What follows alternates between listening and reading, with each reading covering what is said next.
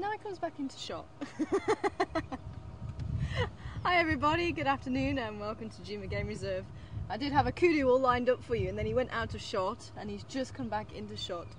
But my name's Tara and joining me on camera is Sebastian, and we just need to open the iris a little bit, Seb. Yeah. And Mark is back in final control. I'm just hearing the guinea fowl calling actually. But quite an exciting morning this morning. We had a hyena who took her cub obviously from one of the dens around, and she was actually seen carrying it across the road by a guide, and she went down to the old hyena den at Philemon's Cut Line. So I want to head back there and see if she's returned, because when we left her she actually went off possibly to get another cub. So she went, and hopefully she's going to come back. And there was actually baboons around, the Gary gang, and Gordy, the male, actually got down and walked right up to her and tried to intimidate her, did a bit of branch shaking, and she kind of wasn't taking him on at that point. She just sort of turned her back, but when he came closer then she actually did try and go into the hole and obviously try and protect that cub that she had down there. And then he actually went up into a tree. She turned around and walked away, and he went down to actually have a look inside the hole. He was still a little distance from the hole. He went down to have a look, see what was inside. She came back and chased him off. So quite a lot of interaction this morning, which was really something to watch and quite interesting. So we're going to head down there, see if there's anything else happening, and have a scratch around down in the west still, and then we might just head over into the east and see if there's anything around there, because we didn't get a chance to have a look there this morning. But there was possibly wild dog at some stage during the night down on the west side. So there was some tracks there, so that's why I want to just have another look. Maybe Impala Plains, that sort of area. But I'm hearing those guinea fowl again. Maybe there's a bird around. There's our kudu. Our kudu's there now. So let's jump aboard. And it is day 4 of the dung quiz. So there'll be some more dung and track quizzes. Identifications.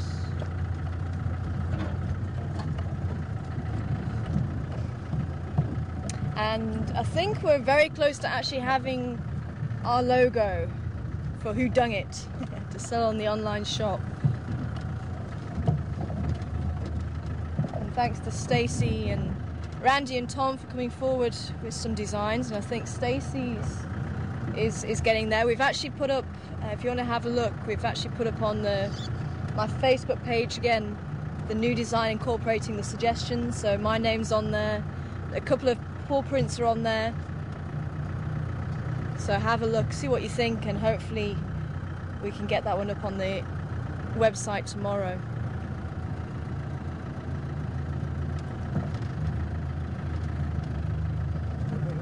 Beautiful big bull. I call him ram now. Of course he's not a ram, he's a bull. Actually, there's another one just here. I was looking at the one further back, and there's actually one just in front of the marula tree there. A bit more to the right. There you go. Oh, there's the two there. I was looking at another one. Oh, is there another one down there? Yeah. There's 3 there. A spiral-horned antelope. The largest antelope that we have here in Sabi Sands regularly. There are slightly larger antelope within the Greater Kruger, but we don't really see them. It'll be a very rare sighting if we see them. The roan and the sable, and even eland. It's not really the right habitat for them.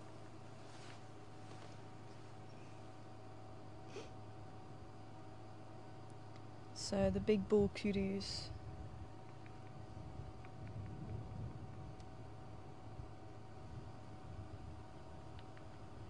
He's got at least 2 turns to his horn. This was an old boy. And if you're wondering where you start to call an antelope a bull and where you start to call it a ram, the midway point is the nyalas. The nyalas are the defining size, if you like. So anything larger than a nyala is the female's a cow, male's a bull, and offspring are calves. Anything smaller than nyala, it's males are rams, females are ewes, and offspring are lambs.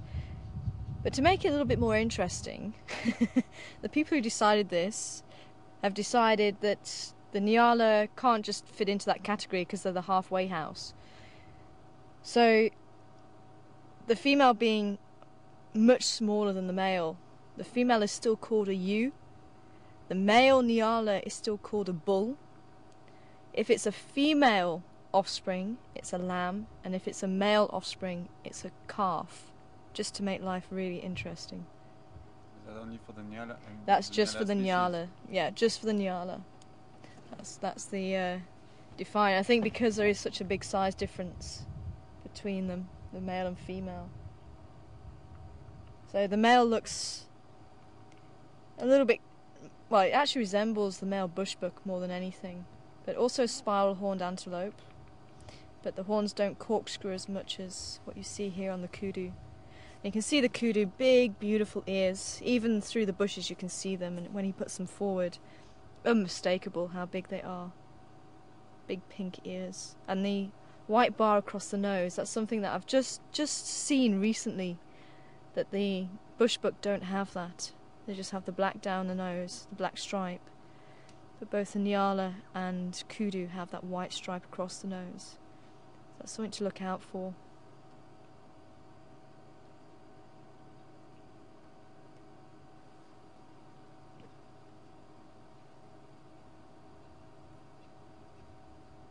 Now these boys aren't territorial, so you won't find dung middens or anything like that from these boys. They just drop it anywhere they go. But when the females do come into estrus, they will fight amongst themselves for dominance. And then they'll mate, and then they'll go back to either being by themselves or in a small bachelor group, as you see here.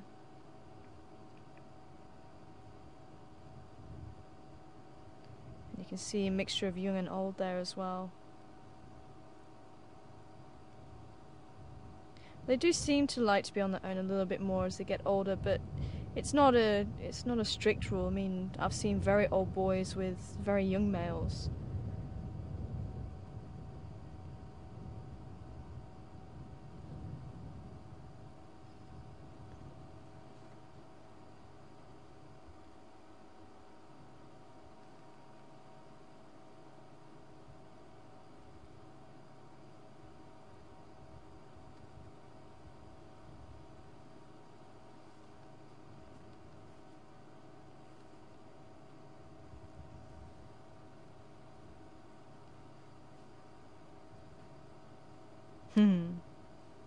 Beautiful antelopes, definitely one of my favourites. Shall we go and check out the hyena den? Quite eager to see if she's returned. She might be using it as a halfway house. She might even have moved on, gone somewhere else.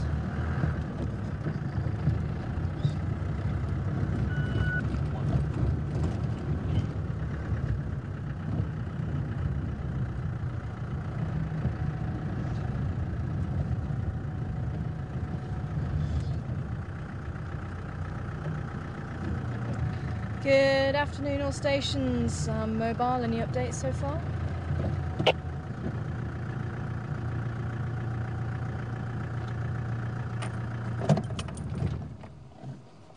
Doesn't sound like anybody else is out. Okay, first question. Let me just check. I've got my little book here, so I'm keeping score as well this time, so you can't cheat. Not that I think anybody would. I just want to double check here, see. Because I remember, I think this was one a while back.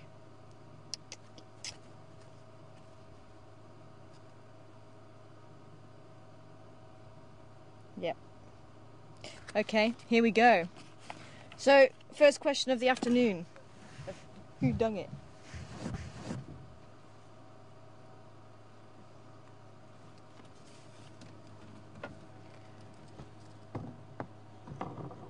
Yep. Crush one. I mean, you can guess as we're going.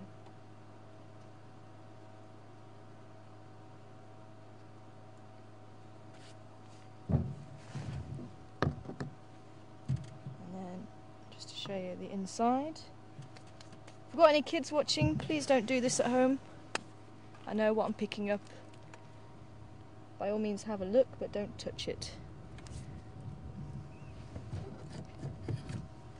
So there you go, there's my finger next to it. Hopefully give you a size difference. Just note the clump together. That should help you in identifying who dung it. If you want to send in your answers, send them through to questions@juma.com and put in the subject line your name and who dung it. Hopefully most of you know what to do by now.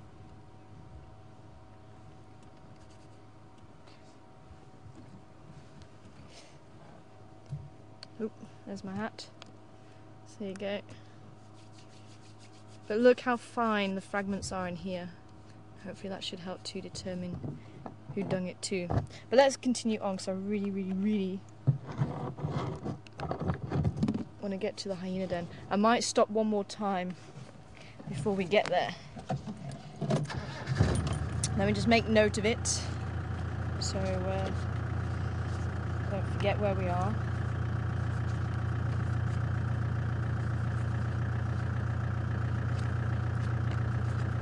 And I'm actually writing on elephant dung paper, which I think is fantastic. Thanks to Rosie.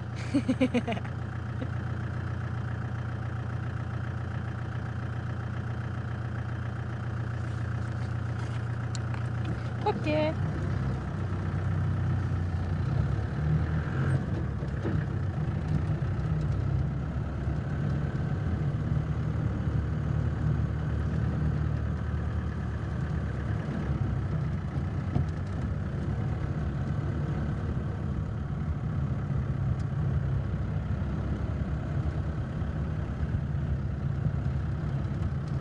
And if I find a nice cat track, we'll do some casting as well again.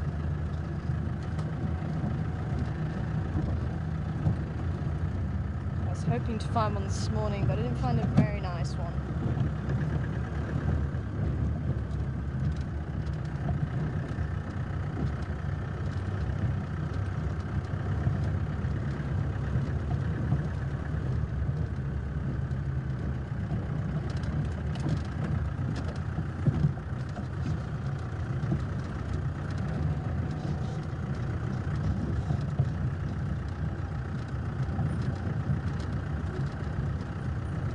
And if you're wondering why I've got this in my hair, it's for the rhinos. It's National Rhino Day tomorrow, but I'm not on drive. Seb will be on drive with you tomorrow. So I'm getting my ribbon in now. Black ribbon for the rhinos. And we are going to have an FSC, a fireside chat tomorrow. Mark will be chatting to some of the guides in the area.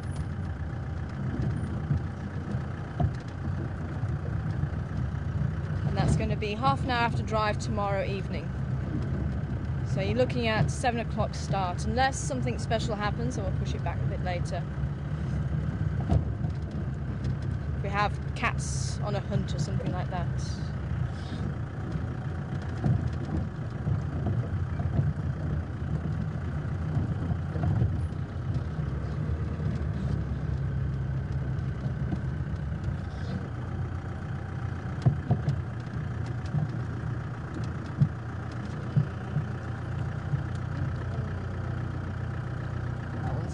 Cruel. I'll find a better one than that. I was looking at it this morning, but there's not much that really gives it away. We'll have a look.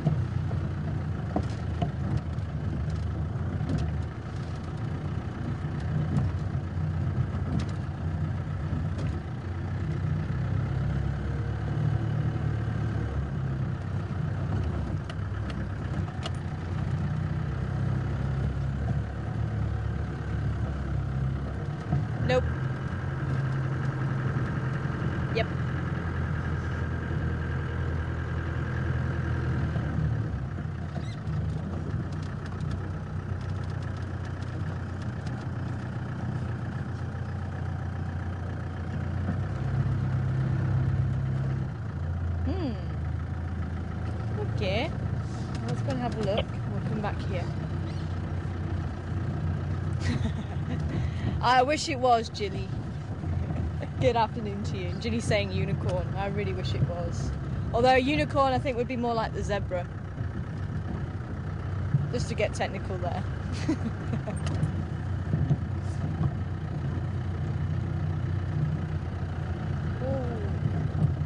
Oh dear. This one's baffled a few people.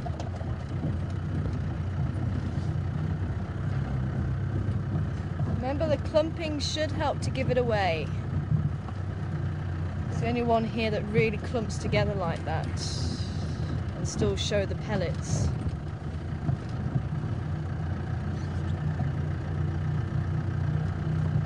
Remember where we found it, on the open area. Think about what animals we see in the open area. But who are the first three? Does anyone?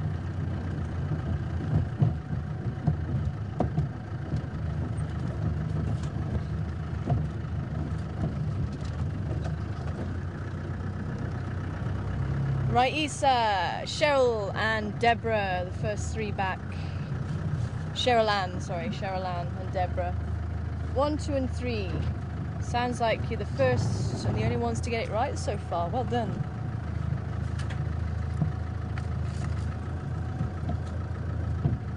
Sumac, also right answer.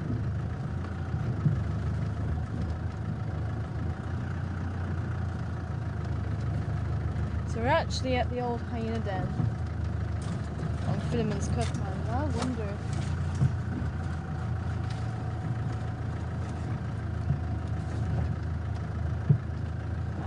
Giraffe, kudu, nyala, impala. Quite a mixture coming back. Oh, and zebra.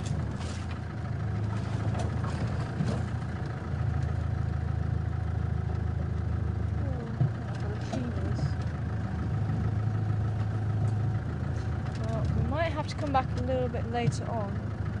Alan, King Alan. Well done, Alan. Back with the right answer, 5th position.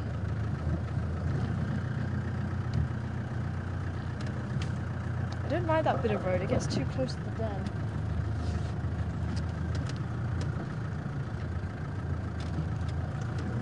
So she might just be lying up somewhere.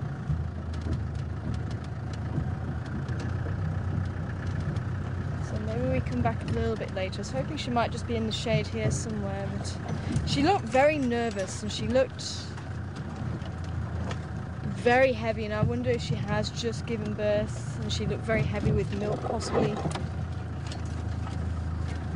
So at first I actually thought she looked just very heavily pregnant, but they said that she actually brought something looked like a cub.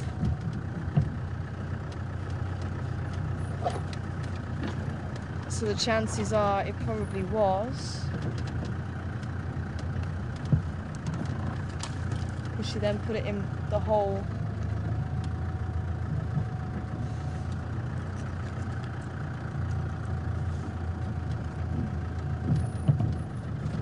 So we're looking for 6th person. But giraffe, you don't really get clumping together like that. Remember, a giraffe, it's got a long way to fall, about 2 meters. And it tends to split apart very nicely.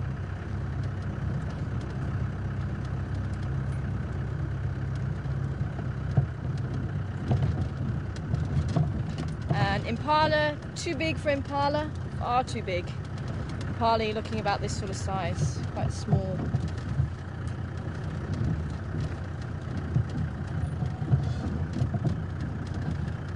Kudu also doesn't really clump together. You might get the odd 1 or 2 bits clumping together, but not as much as what this was doing. Sometimes this actually clumps together even more. Hopefully I've given you a few clues there. So we're actually going to get our next question just here actually. And we've got some nice light, so hopefully this is going to turn out quite well.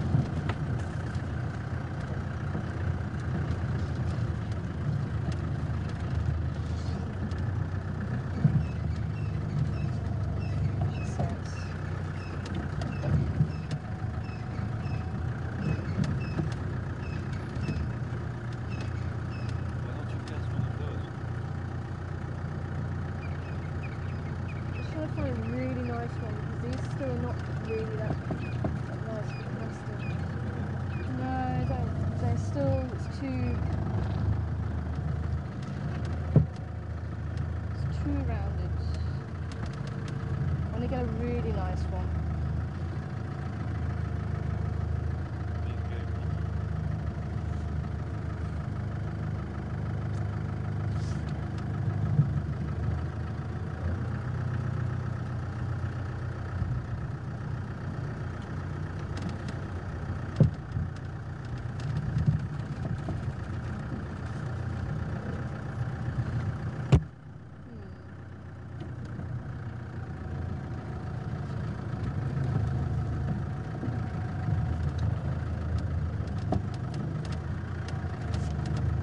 We can do this one for the quiz at least, and you've got a bonus question coming here, so bonus questions are very handy. Let me just write this one down. So still waiting on the 6th person for the dung. This one's going to be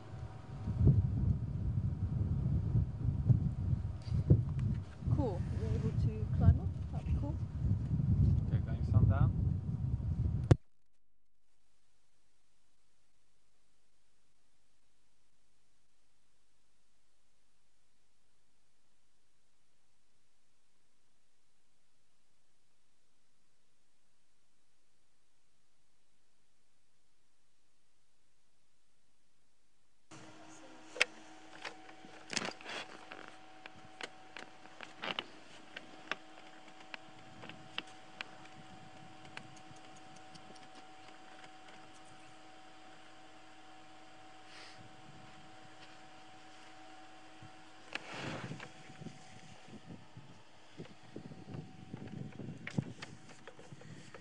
Okay, are we up? Are we good to go? Yeah. Let me just double check. Okay, are you hearing us well, Mark? I hope so. I need to put the volume up a bit. Volume up a little bit more. Volume up a bit more if you can. Yeah, I need to be on this side. I think these are going to be our best bet. Okay.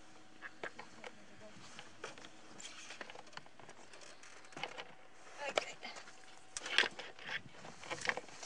Cool. So this is your next question.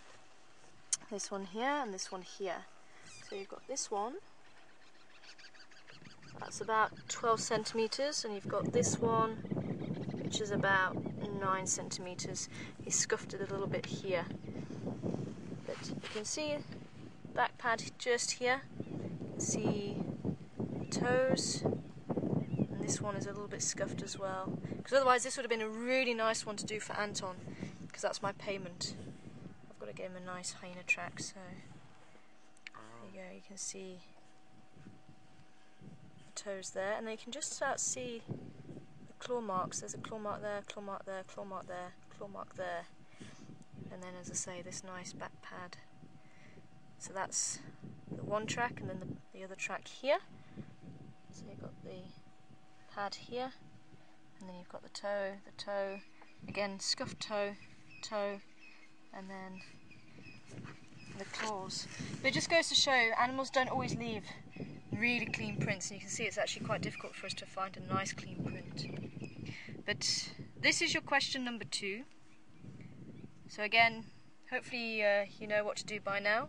questions@juma.com, name and what animal you think it is. But your bonus question: which track is this? Is this a front or back? So you need to have a look at which track we're looking at. So this track here, so if you can see both, there's the 1, there's the 2, it's this track here for your bonus question. Is this a front or back track? Front or back track? So this one was the larger of the two. This one was about 11 centimetres, this one was about 9 centimetres. So with a bonus question, it doesn't make any difference to the total. This bonus question is, if you've got one wrong, you can actually gain a point. So it actually helps you out. So if you have got one wrong, so it doesn't make a difference to the total. We're still on 2 questions so far. but it does give you an extra point if you get it right. So, fingers crossed, we'll jump aboard again. So is it front or back track?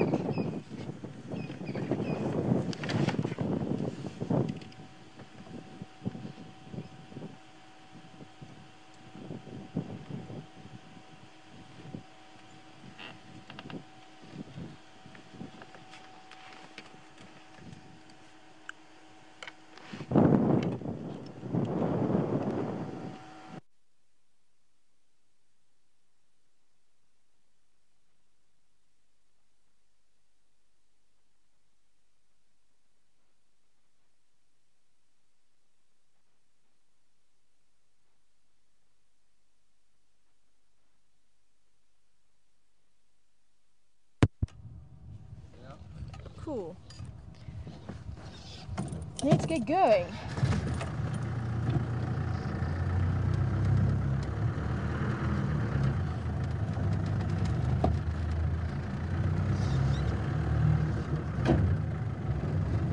Let's go via Treehouse Dam, have a scratch around there, and then we'll head up Zoe's Road. Have a scratch around there. Nobody else has come back with the first one. Oh, no one else with the first one.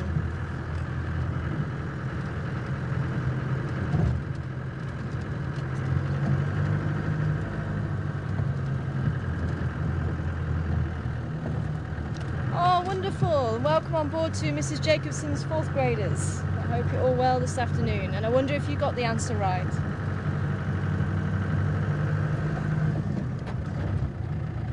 And Miss Madaway, Miss Mac also on board with 1st graders. Hi everybody, and I wonder if you also got that right. So the first question to the dung, no one else has come in with the right answer. It's wildebeest dung, and I got to remind you guys, please do not go picking up dung. I say I'm trained to do it. I'm allowed to, I know what I'm picking up, but don't go picking up yourselves, guys. But wildebeest dung clumps together like that. So it clumps together. It's the only one that really clumps together a lot like that.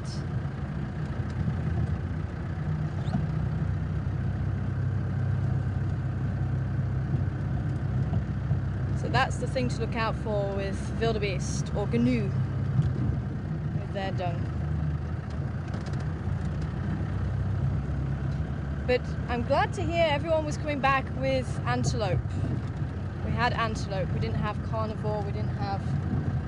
And we actually had... Oh no, there was somebody coming back with zebra, I was going to say. We had just 4-chambered stomach animals, the ruminants. But the zebra is not one of them. So... I wonder how everyone's going to do with their second track.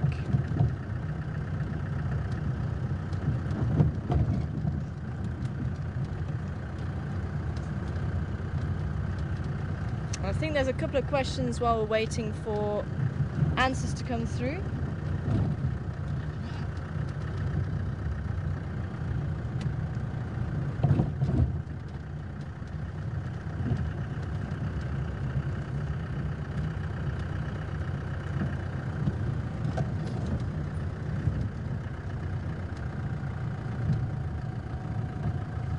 So Rosie came back with in the 6th position for wildebeest. Well done, Rosie. Yes, it was a clump.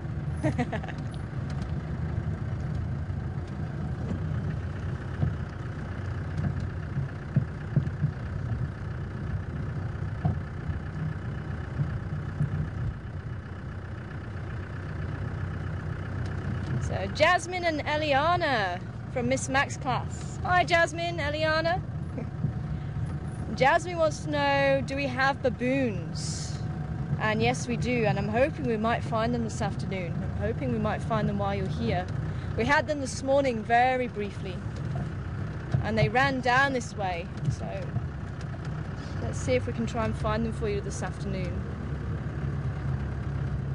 And Eliana wanting to know, do we have bats? And yes, we do have bats. We get very big bats, we get fruit bats. And we also get very small bats, and I'm sure you may have seen some bats where you live, some very small bats, this sort of size, and they eat insects. The big fruit bats can get wingspans up to this sort of size, and even larger. So the big fruit bats look like flying foxes, and that's another name for them. They get called flying foxes because they have a long nose and big eyes, because they actually use their eyes to see where the fruit is. But the insect bats, the insect-eating bats, the smaller bats, have huge ears and big noses because they use sound to find insects. So they listen out for the insects. And they use what's called sonar. So they make a sound and it gets sent out, and then it bounces off an insect and that gets sent back to them, and that's how they find the insect. And they use those big ears, almost like satellite dishes, and they turn. You can hear them. Not too much going on around here this afternoon. Where did everybody go, guys? Where did everybody go?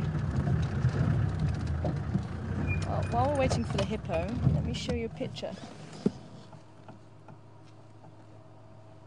In my little bird, in my mammal book.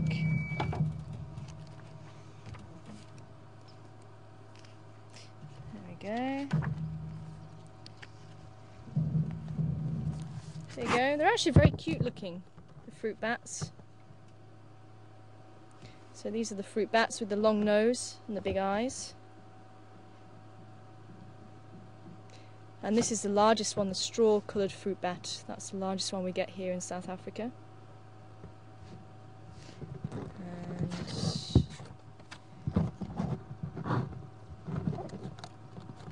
this is the one we're most likely to get, the epiletted fruit bat.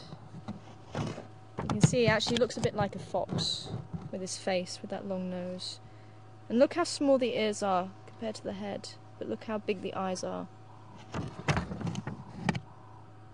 And then we get lots of different insect-eating bats. Let me show you a nice one. There we go. And a nice one, this one. Because they're actually very cute looking. These ones don't look very cute. These have got the big ears for hearing the sounds of the bush, and then the big noses here. Look at that. Got a funny shaped nose. But you can see the size of those ears, very, very large. But these bats are going to be very small. And then my favourite's the pipistrelles. I'll find you a picture of them. There we go. This is a little pipistrelle. Also has very big ears.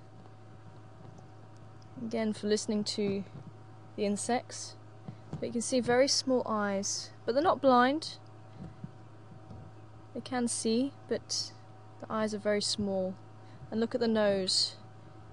It's not really that big. Quite blunt.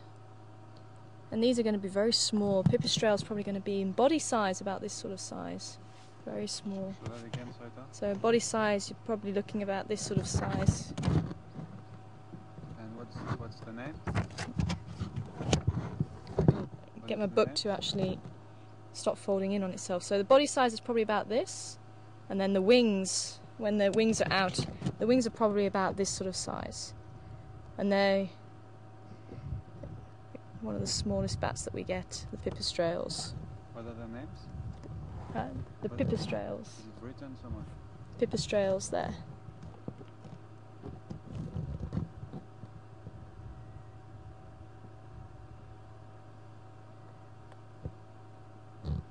So there you go. Lots of bats, lots of different types of bats. And if you're very lucky, you can actually hear them. You've got very good hearing. Now the hippo did have a look. It's gone back underneath the water again.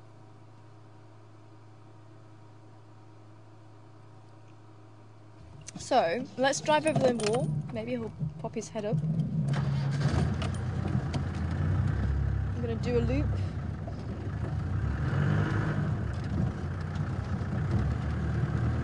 Because this is where the wild dogs were apparently yesterday at some stage.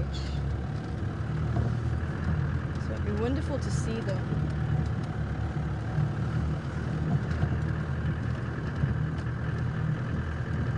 Grey and Crane come in. If you see your fluffies, can you let me know? Absolutely. Where did you head off to today?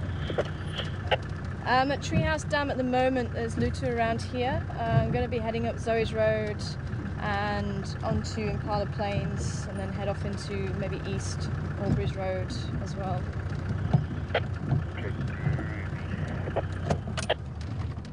Whereabouts are you checking today? Yeah, I was also going to go Treehouse Dam, might still swing past there, and then I think we'll see from there. Not sure yet. Okay, copy. There we go. We couldn't avoid us forever.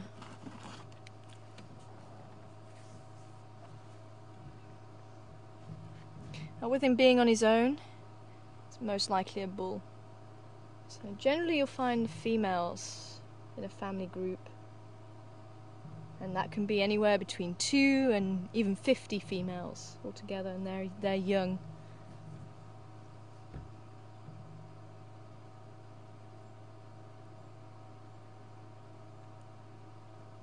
Amazing to think we had a whole herd of buffalo here yesterday.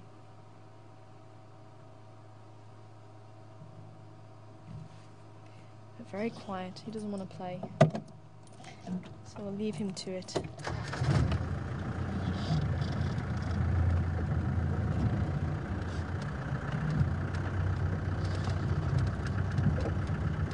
Anybody down there? In the mud wallow? Nobody?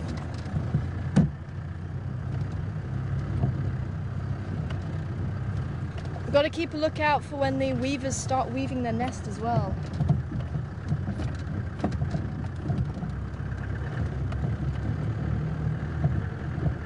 We saw the red-breasted swallows here this morning. In fact, I don't know if anyone came through with the answer this morning.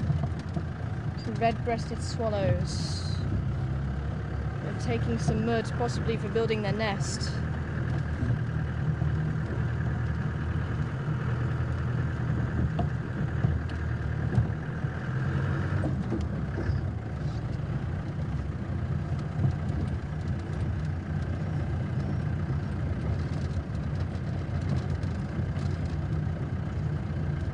Yep, that'd be great.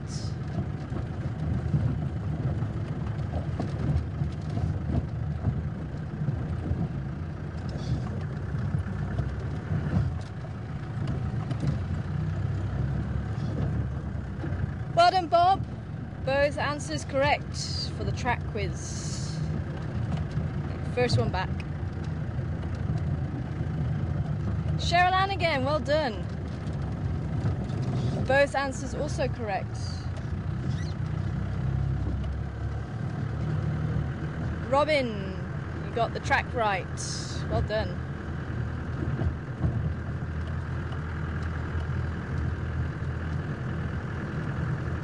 And Raisa, both answers correct. Raisa, 4th position.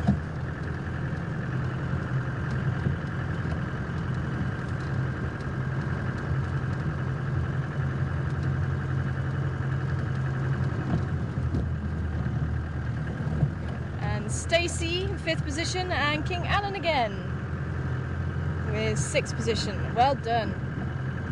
So, what was the track? Was there any wrong answers there, Mark?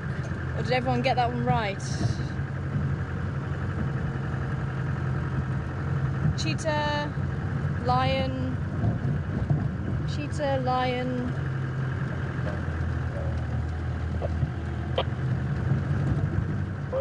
Okay, well that's not too bad.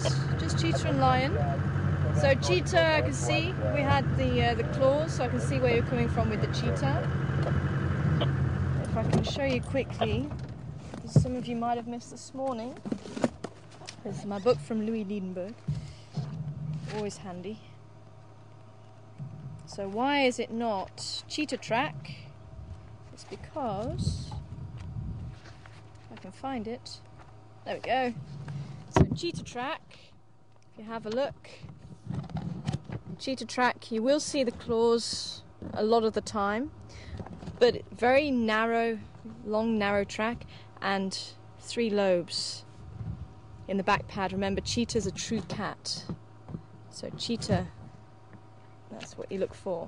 With the lion you very rarely see the claws. Claws are just like domestic cats, they can hide them, so you won't really see any claw marks up here, and also the 3 lobes in the back pad. So what was it? It was this little guy here. Hyena. It was hyena. If we can drop down to the spotted hyena, there we go. Hyena.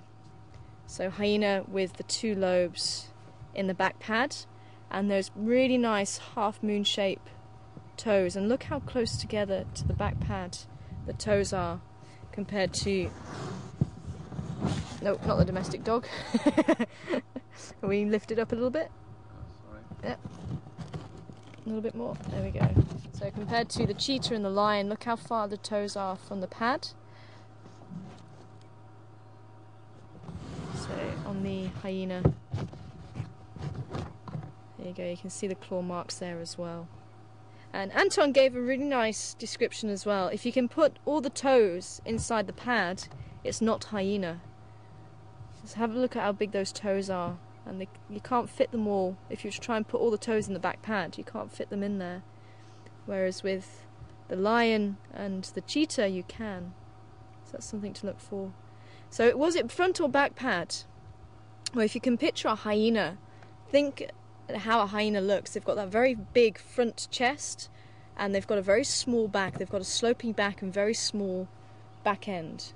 So the front foot is the larger one because it's got so much weight, and the back foot is the smaller one. So the right answer for the bonus question, so if you got it right you get an extra point, that is the front track for the right answer. But don't worry if you got it wrong, it doesn't affect your score. So it's still going to be out of 25 so far. So 2 out of 2 if you got both the wildebeest and the hyena right, 2 out of 2. But if you've got the front track right, then it makes up for maybe one that you get or have got wrong. So that'll be 3 out of 2. And all the teachers are going, no, don't listen to her, it's not possible.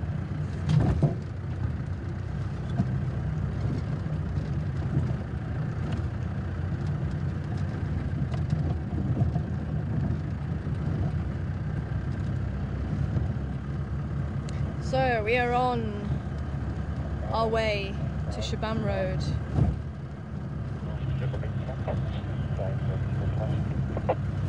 Salalas are still sleeping at Jacobin apparently. It'd be nice for them to come over here. Salalas being the lionesses. So everyone needs to think lionesses to come this way. Nobody at the temporary park.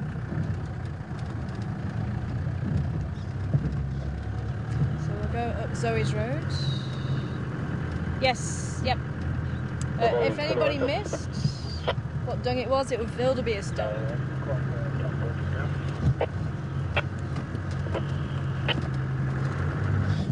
Wildebeest dung.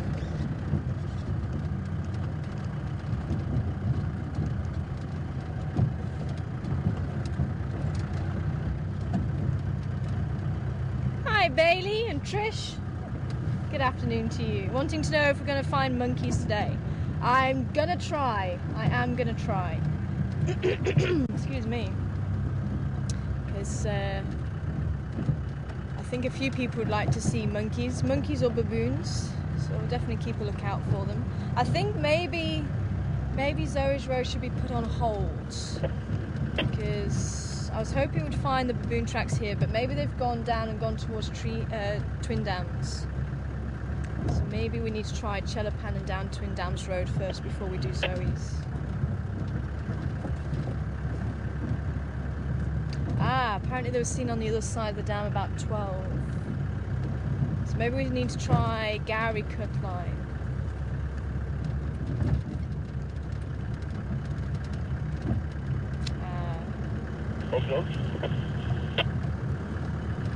So maybe we need to head up towards the dam and maybe start making our way that side then. On a monkey hunt. Did you copy your copy? Okay, copy, thanks, then yeah, hit that way. Okay. So let's head towards the dam. Actually, you know what? We can go up Zoe's Road and then cut across. Let's do that. Let's do that.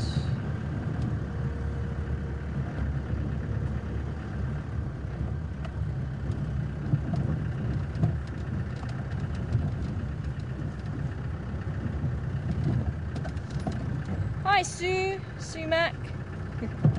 Good afternoon to you. And you were lucky enough to see the bats over in Sydney. I'm wondering if the fruit bats here are as large. Do you know, I've not actually seen a fruit bat here. I'd love to see them, but I was also lucky enough to see the bats in Sydney. So maybe someone can actually get a size for us. Let me just tell you the size. Oh, they're not. Okay. Yeah. Let me just see. Because Mark's whispering in my ear that they're not. Because I was going to say I didn't think they would be. Yeah. So total length for, let me do the straw coloured. Total length probably about 19-20 centimetres. Wingspan about 75 centimetres. So body length about 25 centimetres. Which is that. So that's body length. Be quiet. So body length about that, which is what, 8 inches and 75 centimetres. That. Oh, that's what it says in my book. So they say for the straw coloured. So that's about wingspan for the straw coloured.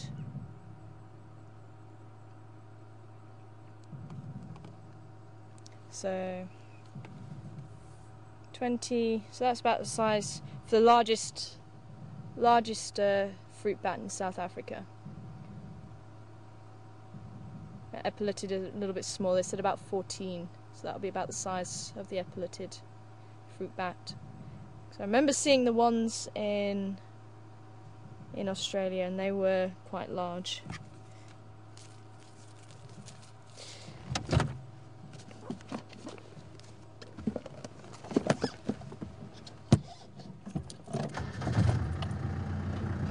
I hope one day I get a chance to see them. I'd love to see the fruit bats. I used to work with the Rodriguez fruit bats, one of the most endangered fruit bats. And also, by the sounds of it, slightly larger than the epiletted. Probably about the same size as the straw-coloured, maybe a little bit larger than the straw-coloured actually. And they actually make a clicking with their tongue.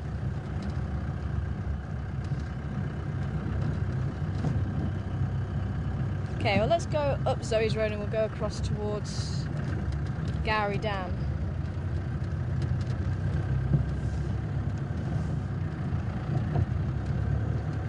Hi Brent, good afternoon to you. Wanting to know, can bats make sounds that humans can hear? Very much so. And I think I must have very sensitive hearing to the high-pitched frequencies, because I did have bats. I think they've moved on somewhere else.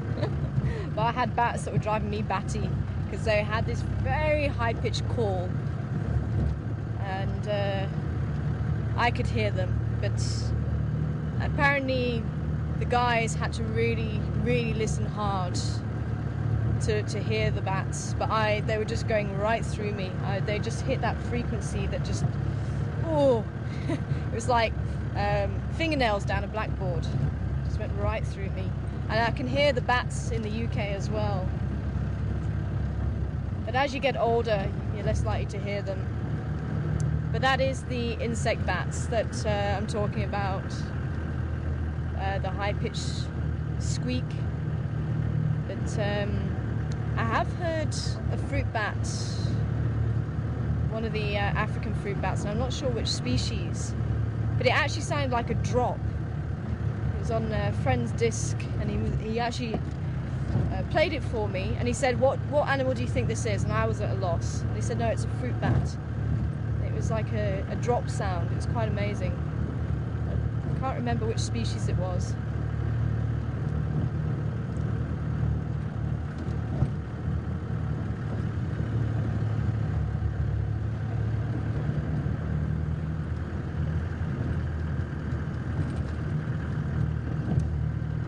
And I do remember the Rodriguez fruit bats, and they would actually fight amongst each other, and you would also hear quite a high pitched, not a screech or a scream, but it was kind of like a, how can I describe it? A chattering, a little bit like the squirrel when it chatters. It was a little bit like that sort of pitch. So they are capable of making sounds, the fruit bats.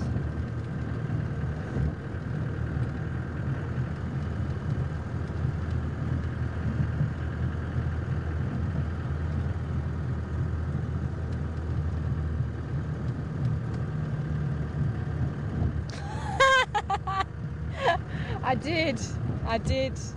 Whoops. Oh well, you have an extra point. Apparently there's some sharp-eared people. Oh, I think the lizard just went in there. Don't know if it'll come back out again.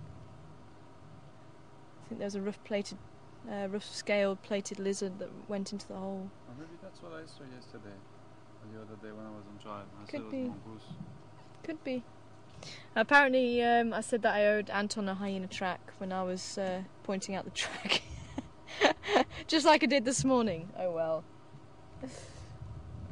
My brain wasn't switched on. Actually, that reminds me.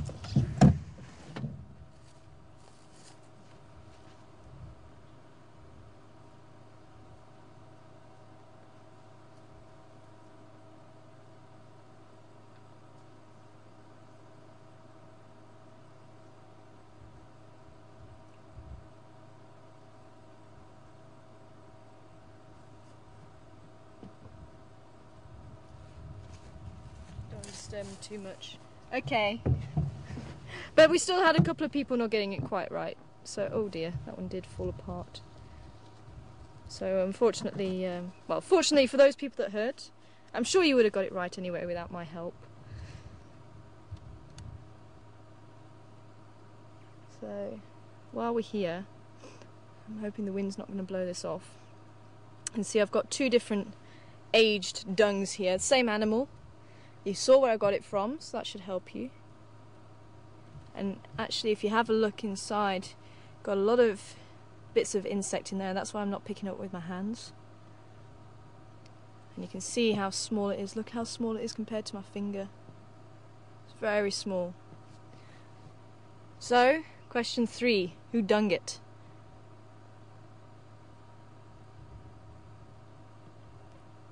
Think about what eats insects and things like that. What would live in a termite mound? Remember, where you actually find the dung will help to determine who dung it.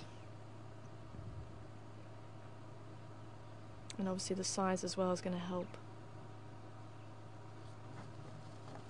And I'm not saying who it is. Get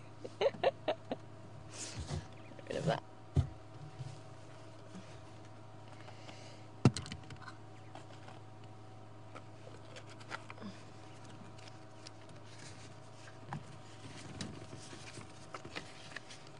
Can't believe I pulled a blonde. I did it this morning as well. Pulled a blonde moment on myself. Oh well. Never mind.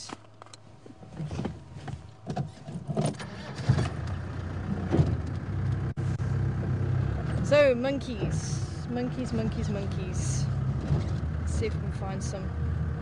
So we're going to go up and across.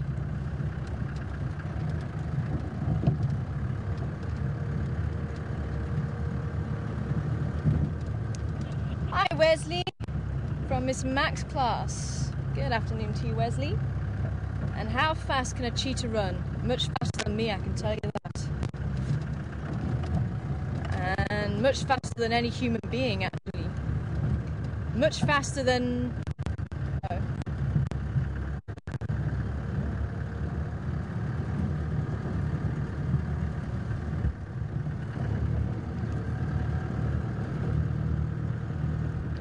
So much faster than antelope can run.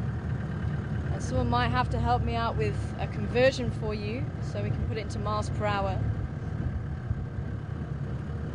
But they have been clocked around 100, and some of the fastest individuals about 120 kilometers an hour. So maybe your teacher can actually put that into miles per hour. Someone can actually help me so we can tell everyone how much that is in miles per hour. I know, is that about 80 miles per hour?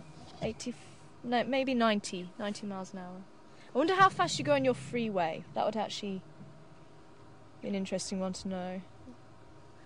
Because it might be as fast as your parents might be allowed to drive on the freeway. And I wonder if any of the first or fourth graders can tell me what animal this is. Get your teacher to send an email through and see who comes back with the first answer, or the quickest answer, the right answer. What animal has just disappeared into the bush? There's two of them. They're very big.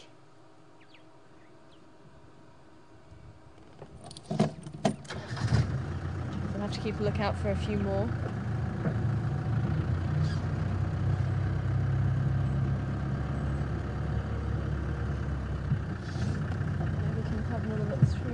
Can you see them a little bit better through there?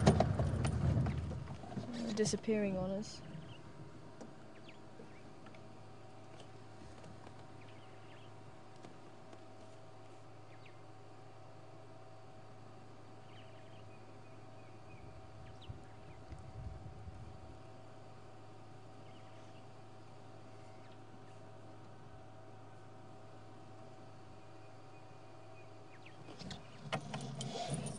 If they're off to the dam.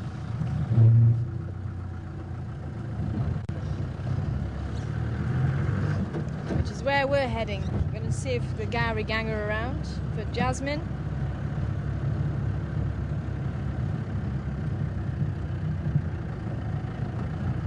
See if there's any monkeys around.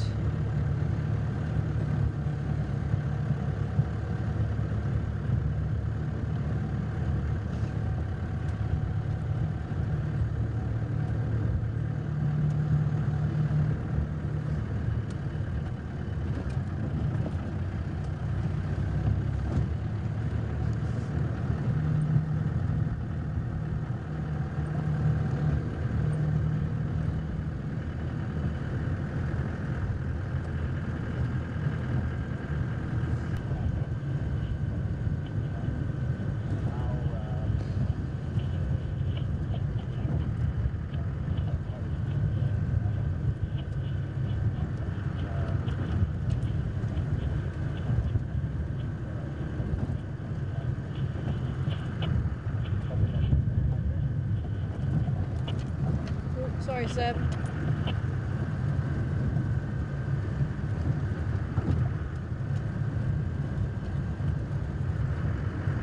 Ah, okay. Well, hopefully everyone's caught up with us.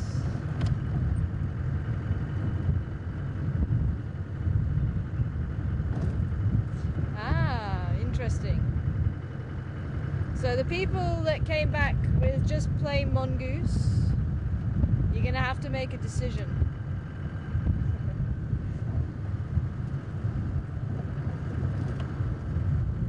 Yep, Bets, Raisa, Linda,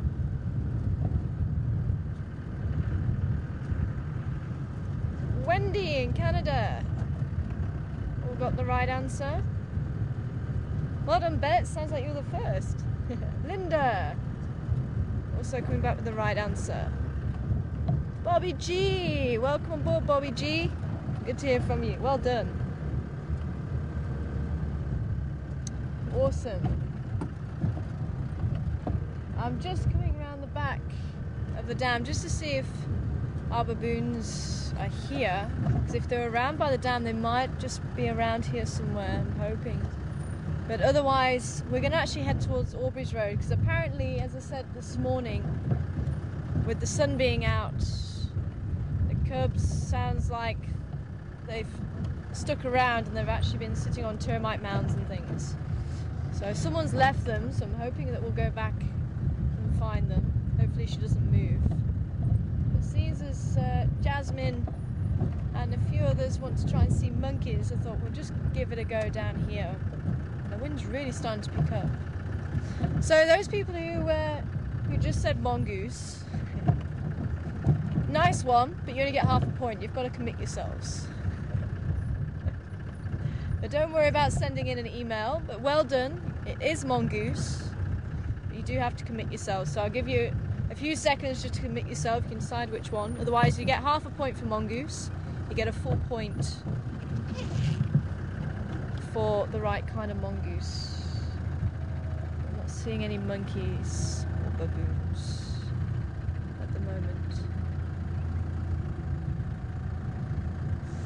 Let's go and see if we can go and find our special little girl.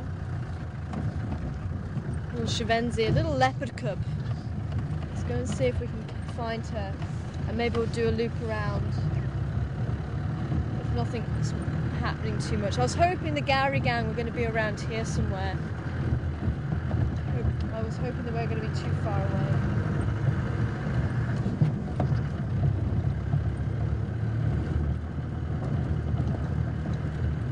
Okay.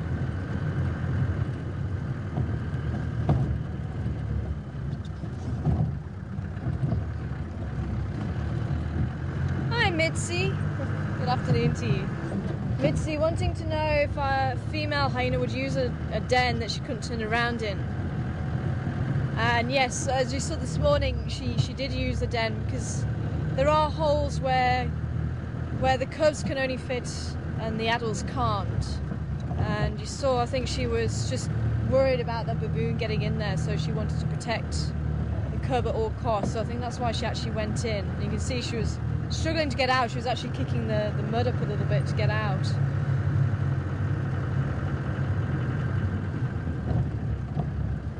But the holes are for the cubs' protection more than anything. You can see some of the holes that the female can fit in, because they're going to be making use of the coolness inside the termite mound. But when she's not there, the cubs can go and hide in there. Just check those tyres for me, Seb. What's flat, sir? No, it was funny as we were going over the stones. Just felt very weird. So has anybody come back on how fast people can drive on the freeway in the US?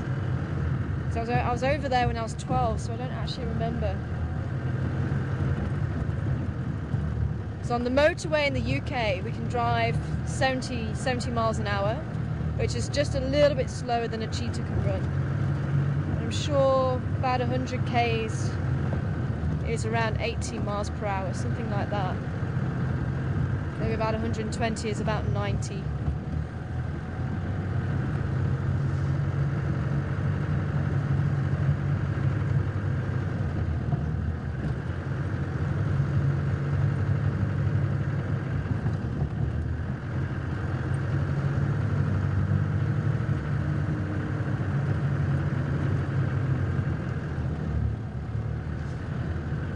So dwarf mongoose for the dung, for who dung it. Remember, dwarf mongoose live usually in termite mounds around here, abandoned termite mounds. They'll open the holes up, and quite often they will share a mound with a rough-scale plated lizard.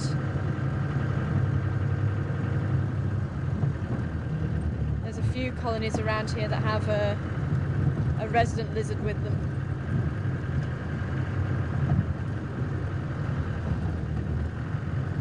got a reptile book to show you what it is, but it's a lizard about this big. That's the body length, and the tail's probably about the same sort of length. And he stands about this tall, not that tall. Quite a shy lizard, especially the size of it. You would have thought it would be quite a bold lizard, but it's quite shy. Big snake track.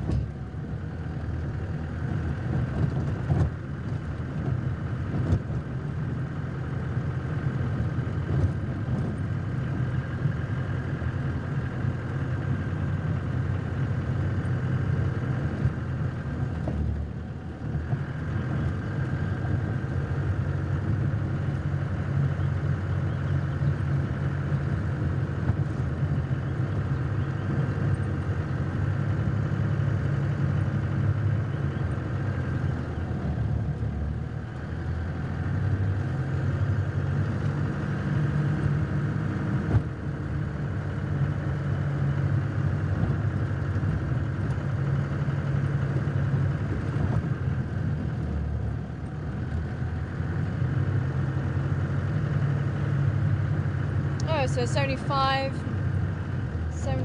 miles an hour is about 120 kilometers an hour, so I was overshooting it slightly, I think. So about 75 miles an hour, about 120, so that's about the speed, the top speed of a cheetah.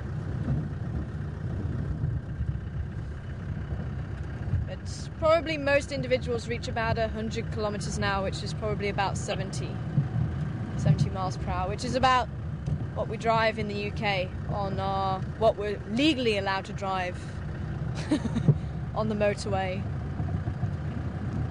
So I think that was possibly the same as you guys in the US on your freeway. So thanks, Bob, for that. We need to look out around here. Is that on the freeway? Or is that for the cheetah? On the freeway. So okay, so it's about the same as the UK then, on the freeway, 70 miles an hour. So there you go, Wesley.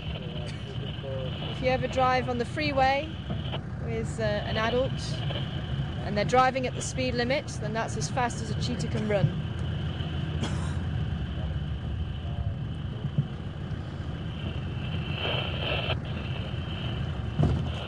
Okay, I think this is the... No, this isn't the termite mound. We need to find the termite mound that we left her on last night. So apparently she's just a little bit further north to that. I'm going to be checking here for tracks. So it's up to you, Seb. It's your fault if we miss her. It's your fault if we miss her. I'm looking for tracks here.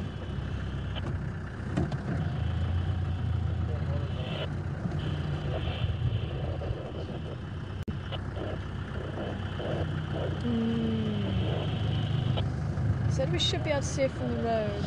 I think this is from yesterday. That's where she was yesterday when we first started. I think that's where Henry might have been saying she's further north of.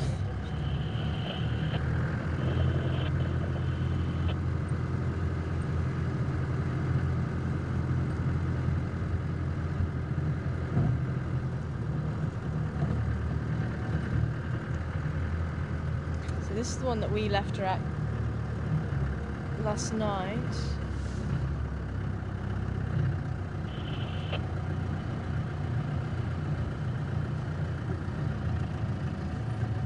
There she is. Yeah. Hello, beautiful girl. Aww. I'm hoping the first and fourth graders are still with us to see this beautiful little girl. I know we were looking for baboons and monkeys, but she's a very special little girl. And she's about 10 months old.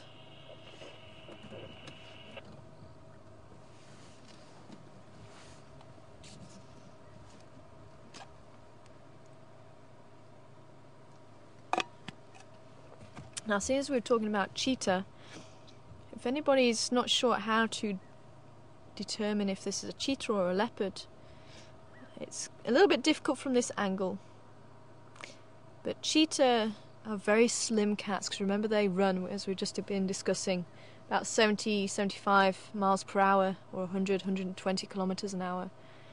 So the cheetah rely heavily on speed, whereas this cat is very small and stocky. It's got a lot of muscle, because it hides and waits for an animal and then it'll jump on it. So it's a hide and ambush predator rather than chasing after at top speed.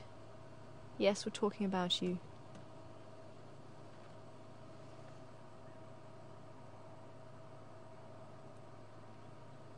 This is little Shavinzi. It means bold in Shangaan, and she really is taking after her mother Karula. She is so independent at the moment. I wonder where her brother is. We're actually not sure exactly where Karula left them, because she was wandering up the road last night. Could be that Karula actually left them here and she decided that she was going to go and look for food. She's going to be eating lizards and small birds. She's chasing after squirrels, so she's really honing her skills at the moment. But she probably lacks... And I think she was going after the steenbok. If you remember, myself and Sebastian were on drive.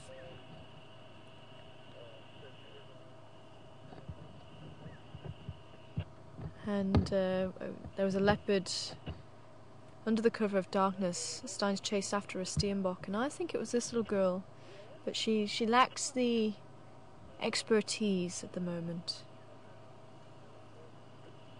But a leopard her size, she could possibly bring a steenbok down. But you can see now the spots, they're like rosettes. If you look especially on her shoulder, the spots actually have a yellow spot in the middle, so it's a ring, a black ring rather than a black spot. And if you look at her face when she turns around, she doesn't have those long black tear marks that lead from her eyes right down to her nose, because that's what the cheetah has. And the cheetah has just black spots all over its body, it doesn't have those rings.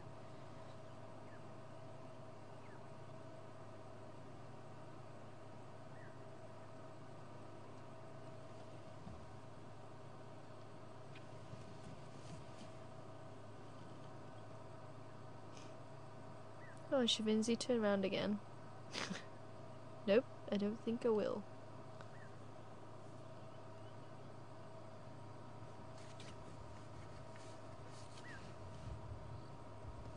Now, one thing this cat can do extremely well is climb trees. And she is becoming an expert at it. And you can see she starts to climb the trees. As soon as she gets a burst of energy, she's up the tree and down the tree and climbing in the tree, and she's really practicing for when she really needs to climb the trees to get out of reach of hyena and other predators. Now, cheetah can climb trees, but they're not brilliant at it. They have to have a good run at it and a fork, whereas these cats can climb trees with straight trunks.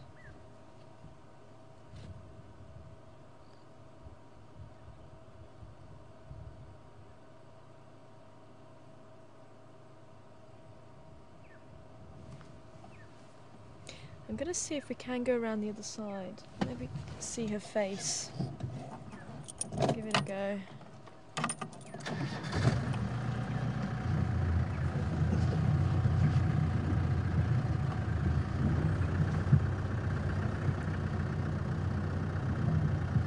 can come around here.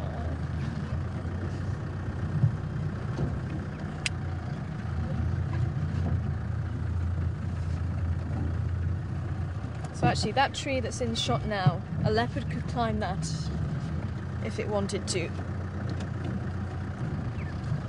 wouldn't be the most comfortable tree for a leopard, but they would be able to climb it if they really needed to. Whereas a cheetah would not have a chance. No way.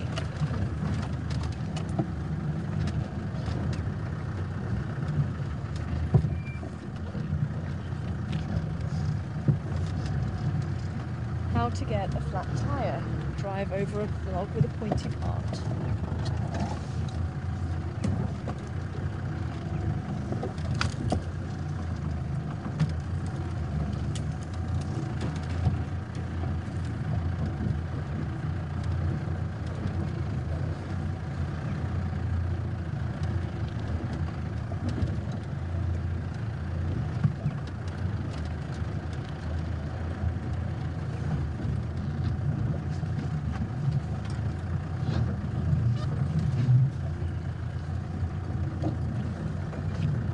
See it nicely there?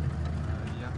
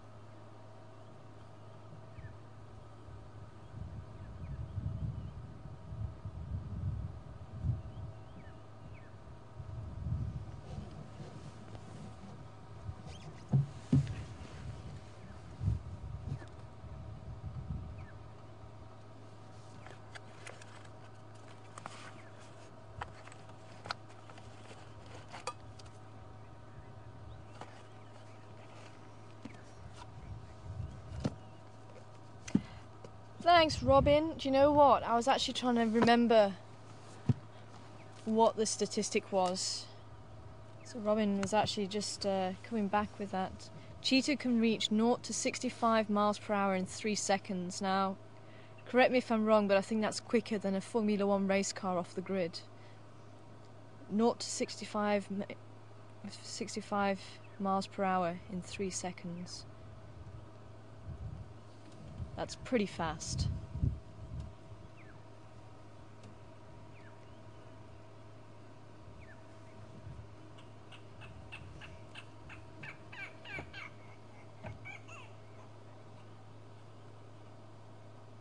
Hi, Bunny. She's watching the grey go away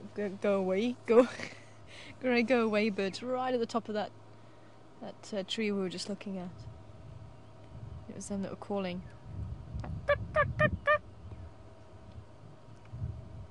The normal call is "Ow, ow, ow."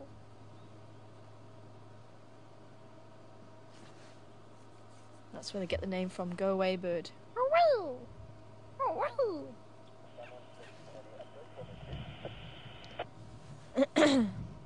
But Bonnie wanting to know how long they can sustain the top speed for, and it's only over a very short distance.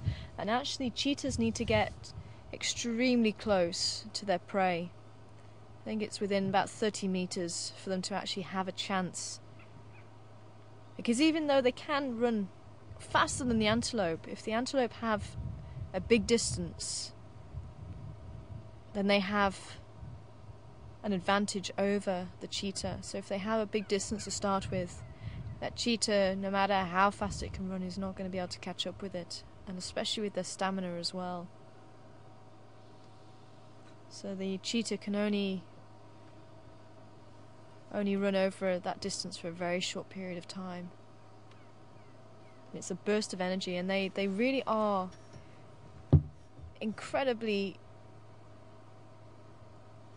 designed for that speed. It really is quite amazing. Standing by. Afternoon, Tara. Are you on the left to the unit? It's affirmative. She's still Lalapan's on a Shadulu. Can I get a standby for? You're welcome to approach. She's Lalapan's. It's just myself. You on the office road? Affirmative. Thank you very much.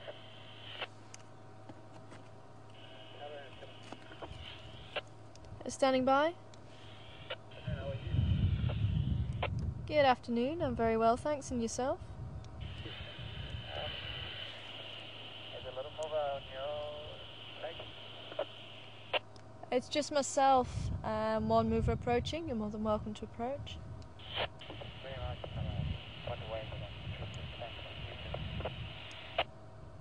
Oh, look at those beautiful teeth.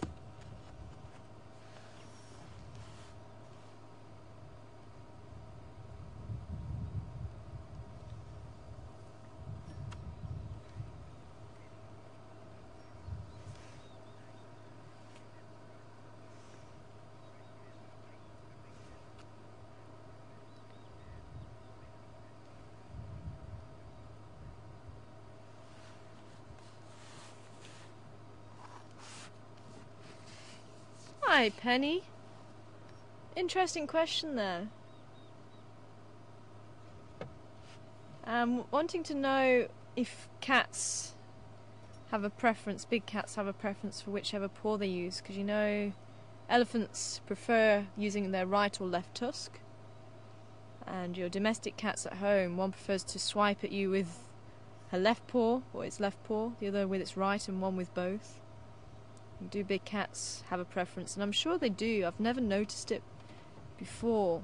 You don't really see them swiping too much with the paws like you do with the domestic cats.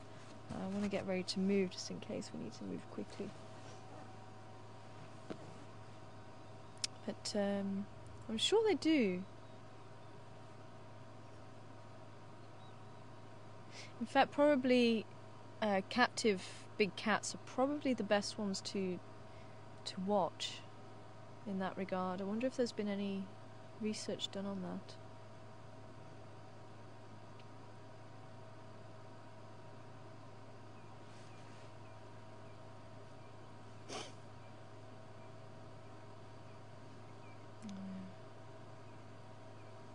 There you go, you can see those rosettes, those rings very nicely now on her shoulder.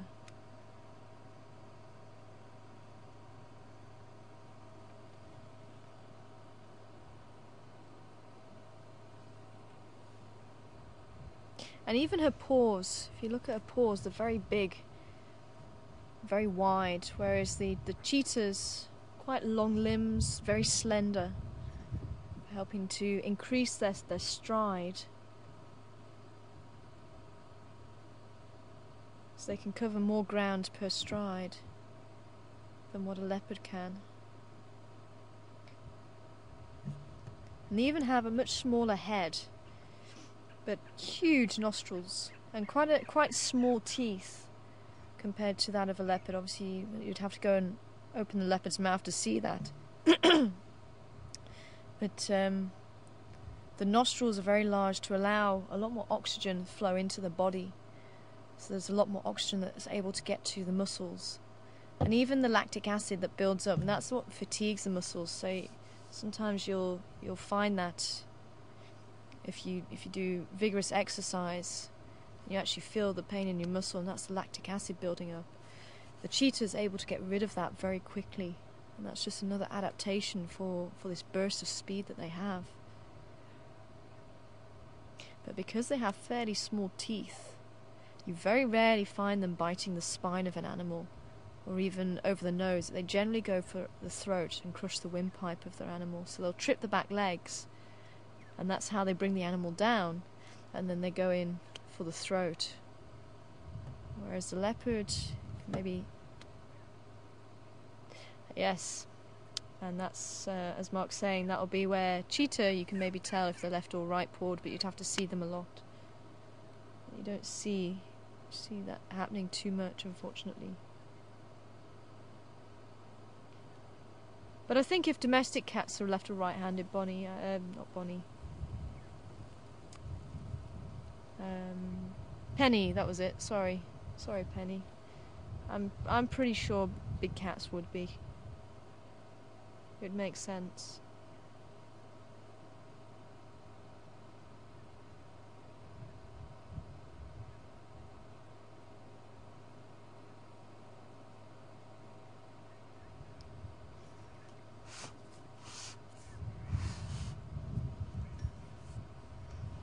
Hi Brenda, in Louisiana this time. Welcome to you. Wanting to know, why do leopards use termite mounds to rest on? And it's not just leopards, many animals will actually use termite mounds. But it gives them a slight advantage point than lying in the grass. It's going to be nice and comfortable. A termite mound is going to give them that slight elevation. They can just see for slightly further. You can see she's scanning the area. And she doesn't actually have to do too much movement. You can see she can look straight at us and she can look back. So she's got almost 180 degrees. And you can see actually she's got her back protected. So something would have to come right up and over, and she should be able to actually hear that. They make quite a good windshield as well.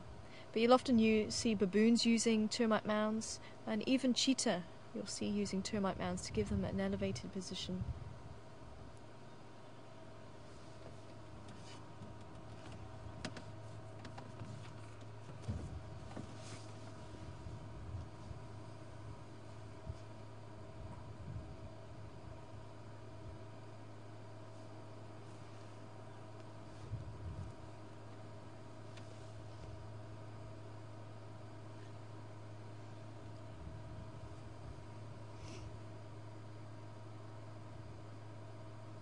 She does look comfortable there, actually. She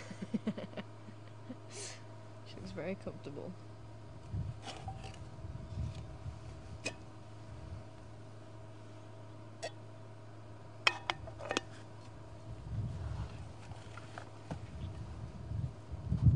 Actually, maybe I can show you a picture of a cheetah while she's just relaxing.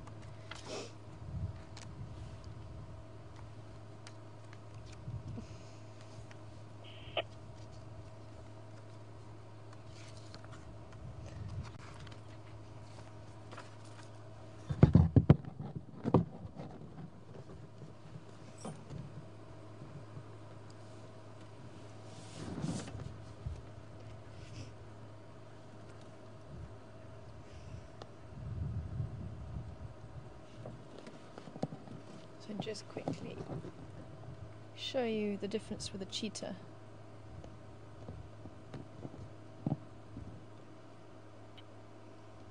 So there you go.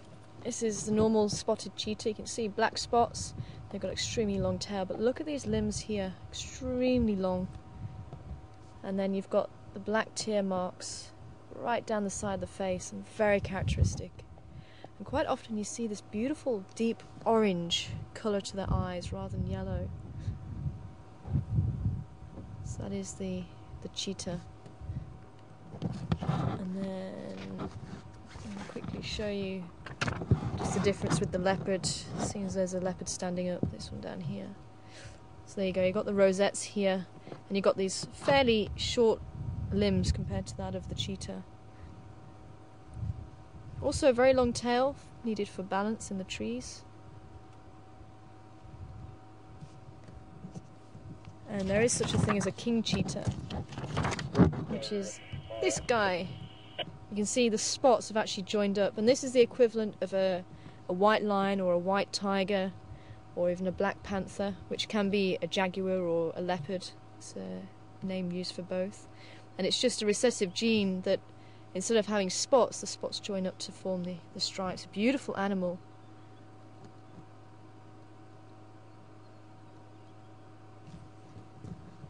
But let's get back to Shavinzi, because she is also beautiful. She's actually showing her ears, which is... Who was asking? Graham, come in. I was just busy there. You were ignoring me for a minute. No, at all. I was just talking.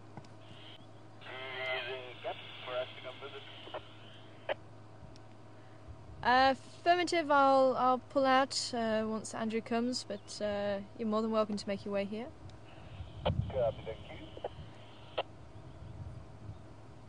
Andrew, come in. Andrew, what's your log? Okay, copy. If you can let me know when you hit quarantine, I'll pull out for you.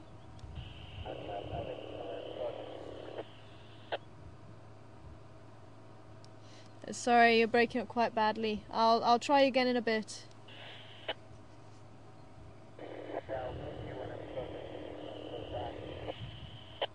Okay, copy, thanks.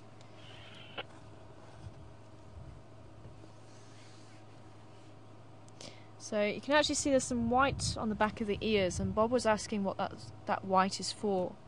And if you notice, all big cats have those white spots, and even the smaller cats. I used to work with margays and Jeffroys and ocelots, South American cats, and they also have these white spots.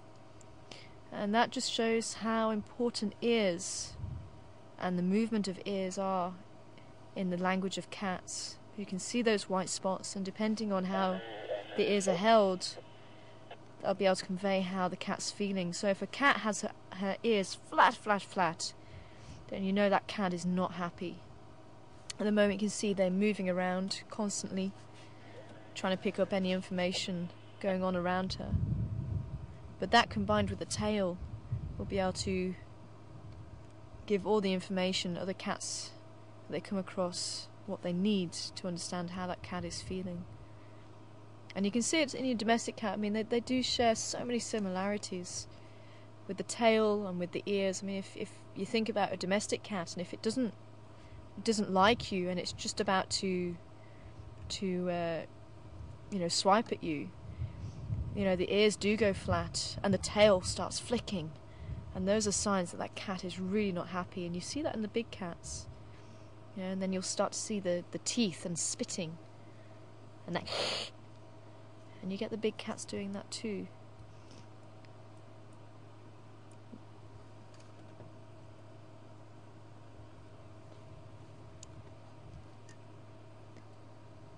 Actually I was going to say I need to pull forward.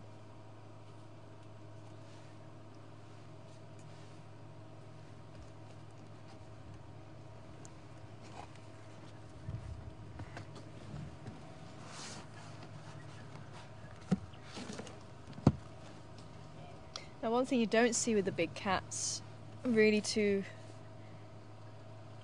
a great extent, if at all, is when a domestic cat is happy. Nice. Got a skin, snake skin there. It's mine. I want it. I don't see where you're looking. Where are you looking? Huh? Can you see it? Where are you looking? The snake skin hanging in the tree in front of us. This tree here? Yeah. You see that branch going? There's a lot of branches.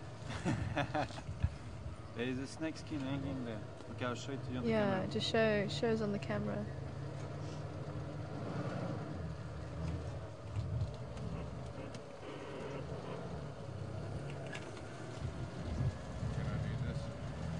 Sure. Ah, yes. I see it now. Now you see it. I see it now. Oh, I was going to move for you. Is there any little girl here?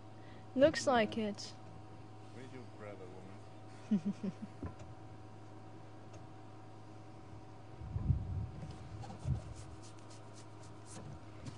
So where are you going after this? Excuse me.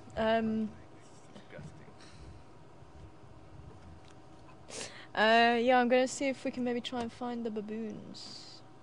So I'm going to try and head back towards quarantine at some stage. Will you let me know if you see them? Yeah, I will do. I will do.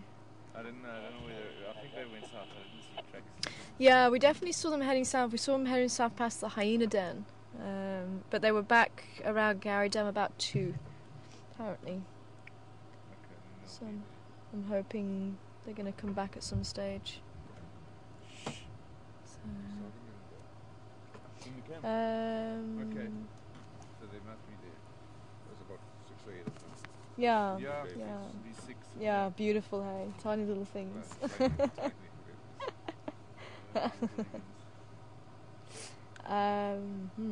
Okay.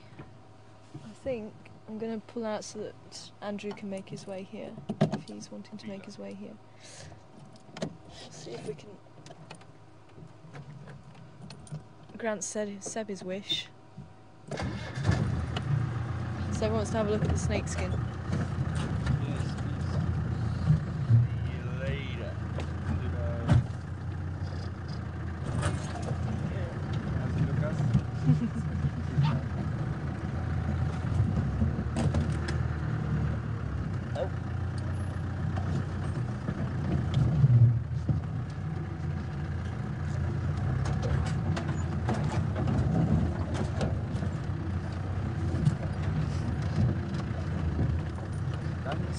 Yeah, very small.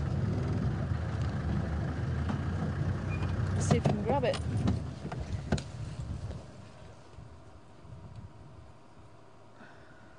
One side. No. I thought you can jump off. No, not.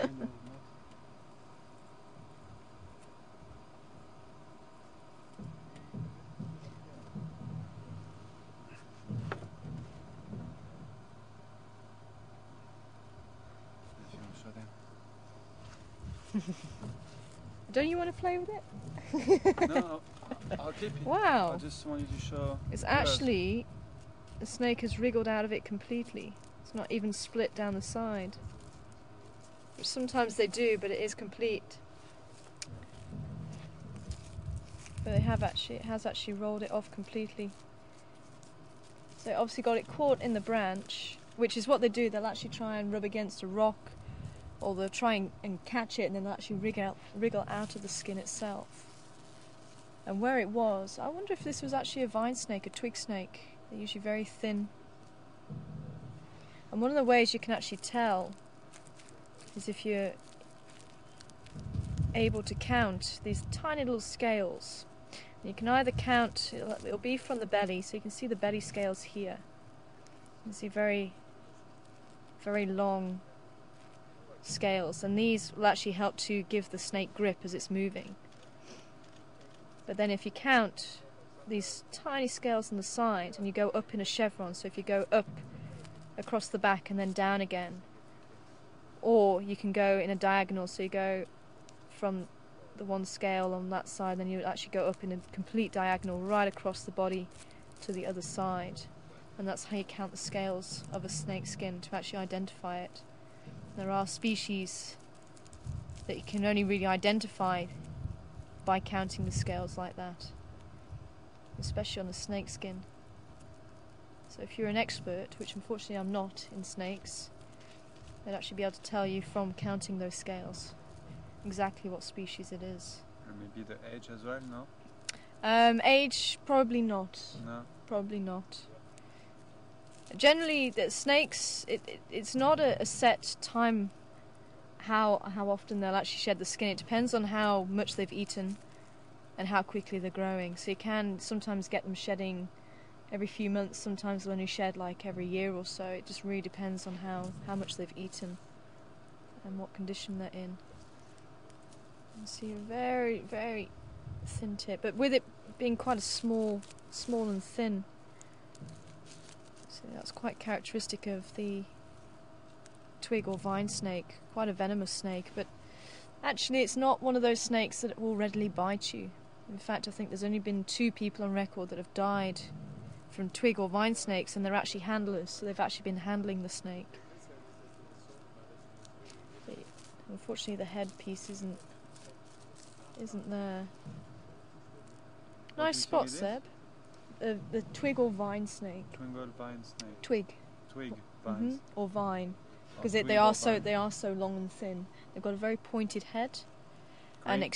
excellent vision. Excellent what? Excellent vision. Are they green? No, they white and brown. Okay. No, not a spotted bush snake or mamba or anything like that. Hematoxin, so that if they bite you, you'll bleed to death, yeah. basically. Not a nice way to die. But as I say, they're not vicious snakes. They're not vicious snakes. But that would be my guess, judging by the size of it and where it was in the tree.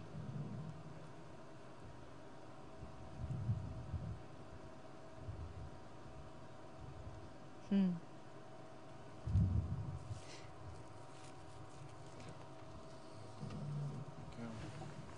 you go. Alright, what do you think, Mark? Mark thinks differently.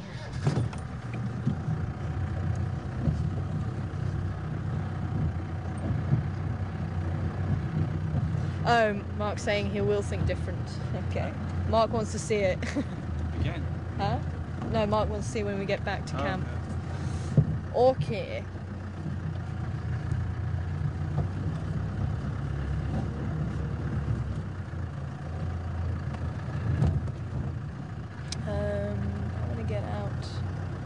I'll go around the other side so as not to disturb her. We'll go around that way. Huh? Yeah, we'll go around.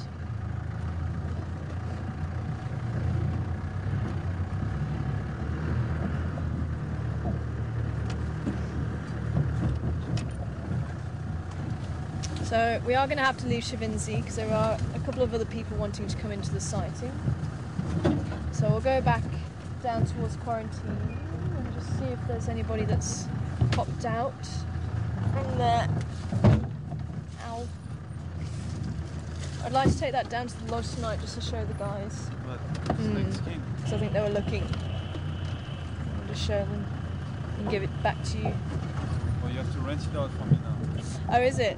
So I can charge you for the binoculars then. Seb's always trying, hey? Seb's always trying. Saying that if I want to take it down to the lodge, I need to rent it from him. But he actually used my binoculars to see it in the first place. No. Yes, I use yes, your yes. binoculars to confirm. Yeah, okay, to confirm. It could have been a plastic bag hanging. Oh yes, actually. And rental for books as well, actually. Sorry? And rent for books as well. You need to pay me rent for books if you're going to go down that line. Well, your books are crap. Aha, says he. Yeah, they are very nice. Thanks, Star. Pleasure, treasure. Oh, so sweet. Okay, there was something about a king cheetah, I think, coming through before we had a play with the snake skin.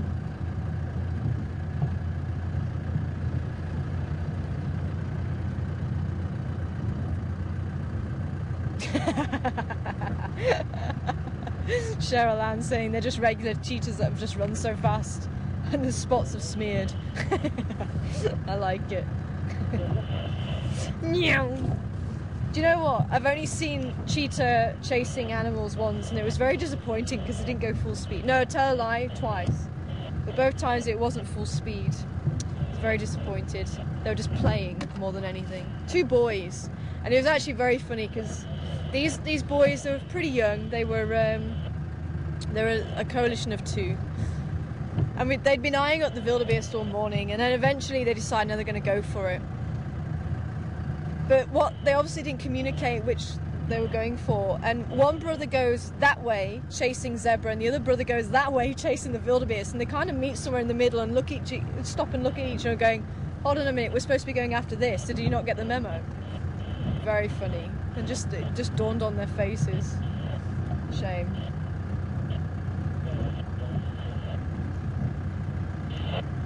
In fact, I think the cheetah is the most successful. I think we did someone looked it up for us. The cheetah is the most successful at the cats. But even then, I think they only get 40% of their kills, or the hunts, ended in a successful kill.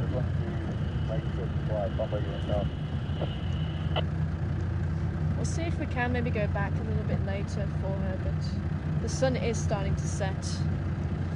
Obviously everyone had the same idea as me.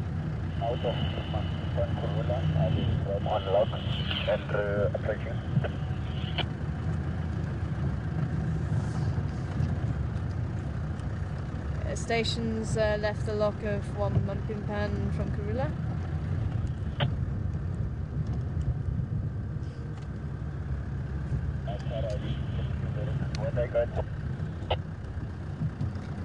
Sorry, just go again. Negative, just saying I was leaving the lock. Space for one.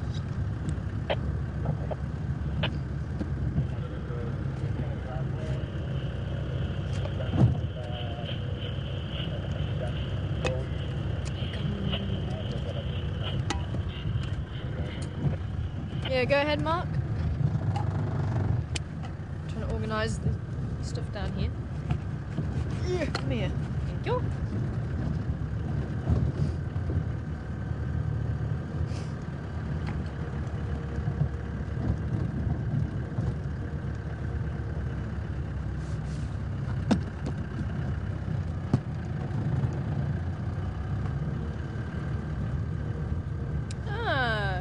Interesting question, Raisa. I'm wanting to know where the colour is from the snake. is the colour. It's the skin's transparent, and that's what happens actually when a snake loses its skin. It does become transparent, so the colour actually stays on the skin on the snake. Hello, how are you doing? How are you? Good, Hello. good. Hello, how Good are you to doing? see you. Good, good. You? Actually in Love there. Oh, is Another there? one right there, still in Shati, but the one next to the junction of Zoe's. Oh, nice. I will see if we can catch up with Very them. closely. Yeah, very Go nice. see that Matrona. Yeah, she was just lying up. I'm going to see if I can maybe make my way Alright. back. Ah, Have you yes, seen yes. any monkeys or baboons on your travels? No. Well, I saw baboon wine. Where we saw baboon? Yeah, we saw them this morning. There was just a viewer on Yeah. board that wanted to see Yeah. baboons. So. Well, Oh well. you So see a that lot is- of that southern brown hornbill with the one with the tag on it. No. No, because I saw one, but that was actually one of the ladies from the US was kind of like trying to find out whether it's been seen around. Oh, okay. Yeah, but Yeah, it's because we got a haven't seen them tag for a on long it. while. Only one. Really? Southern Because I hornbill, saw a yeah. family of them, 5 of them, Yeah. maybe about three months ago now. Though. I'm coming, Graham. How are you? How's it going? Cool. I'll let you go. See you later. Enjoy. Interesting. Andrew was just saying about the ground hornbill. There's one that's tagged, and there was a woman here checking up on them, seeing how they're doing. I haven't seen them for a while.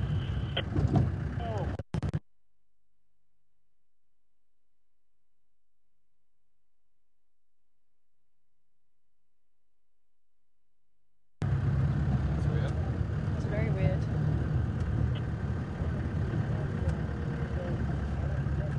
Couldn't try.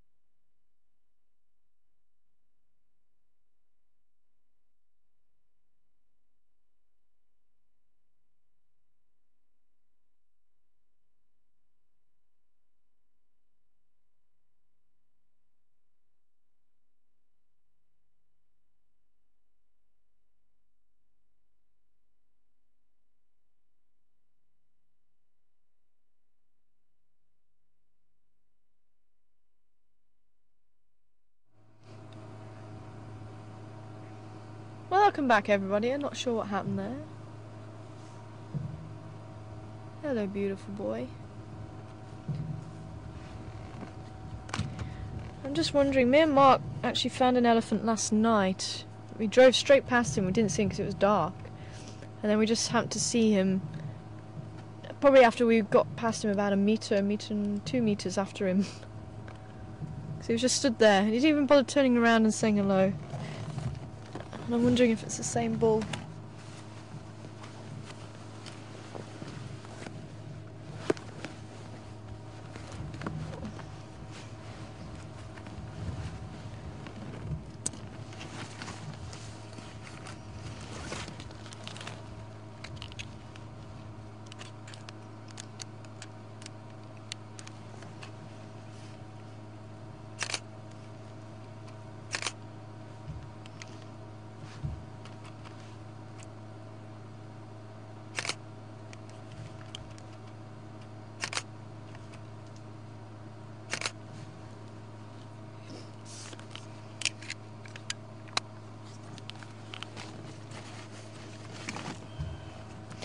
Mark's just asking me to take pictures of him because he thinks that he sees him over in the Timbavati,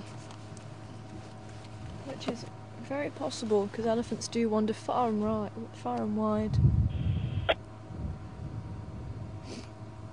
He's beautiful. He's a very gentle bull. That's something that I love about this area, is we do tend to get very big, gentle bulls.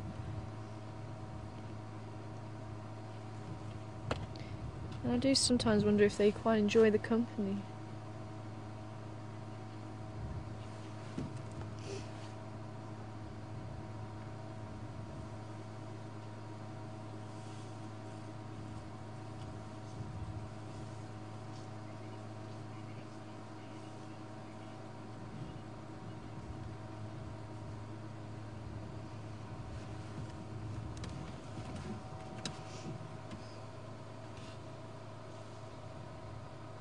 You can see him there. You need to move back a little bit. Oh, he's gonna probably move forward,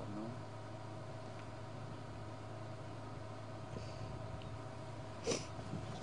Just move back a little bit because he might just be eating something there. I think he's got a partner in crime. I can hear somebody else down there.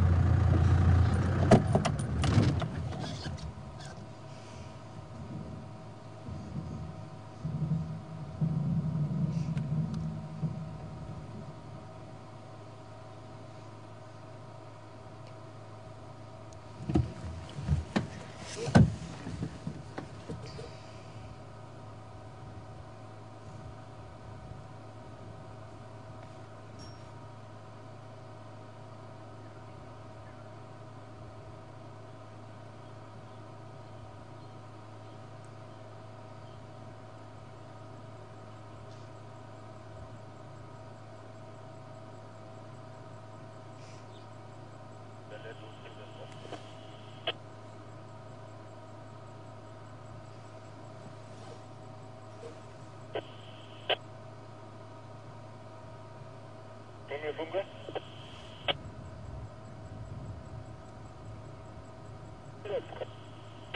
Where did you manually the boundary? From the corner so all the way down towards this dam south, and the corner east again towards Jordana. So start clearing from the here now.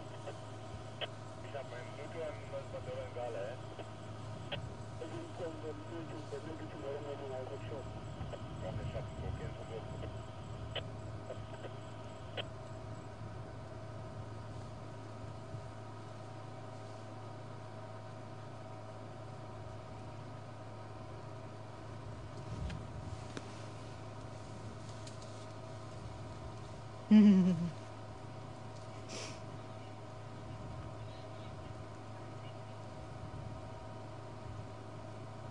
It's always amazing just to watch how an elephant uses its trunk.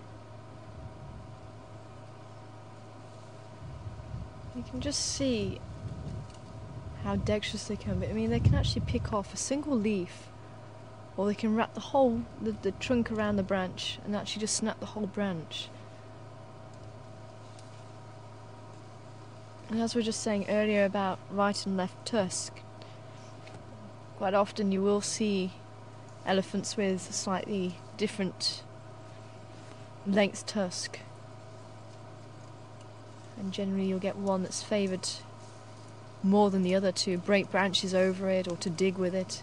And he does look like he's lost the tip, and that's one of the ways you can actually try and recognise elephants. Tears in the ears, the way the tusks are, the shape of the tusks, if there's any parts of the tusk missing. You gonna come and say hello, mister?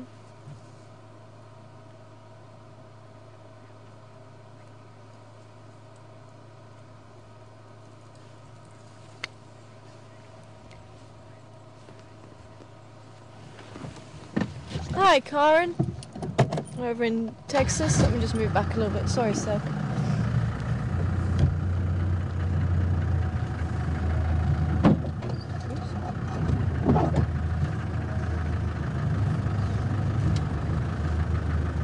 Oh wow, the sun's setting behind us.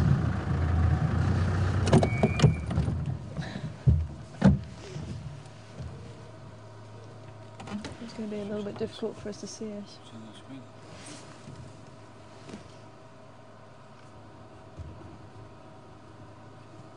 Ah, there we go.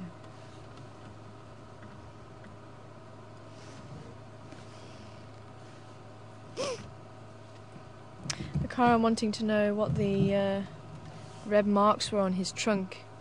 That's probably where he's been taking bark from a tree, and it's that red cambium on the inside, the red inner bark. Here he comes. Hello, beautiful boy.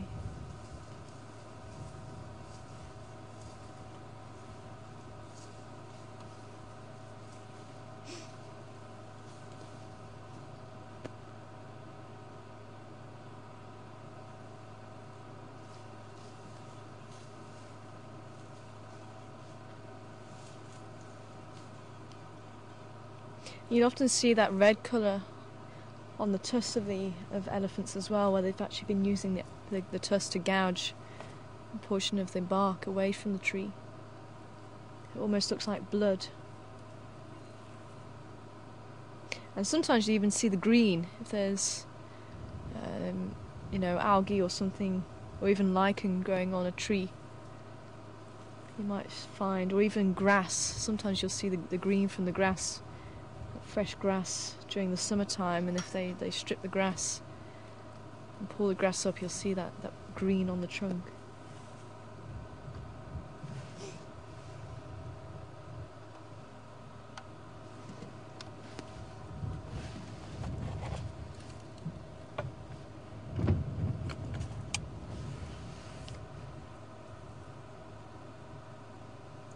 It seems the sun is setting. Let me see if we can just go back to quarantine, just see if the baboons are on the way home. And then we'll see if there is some room for us by Shavinzi again.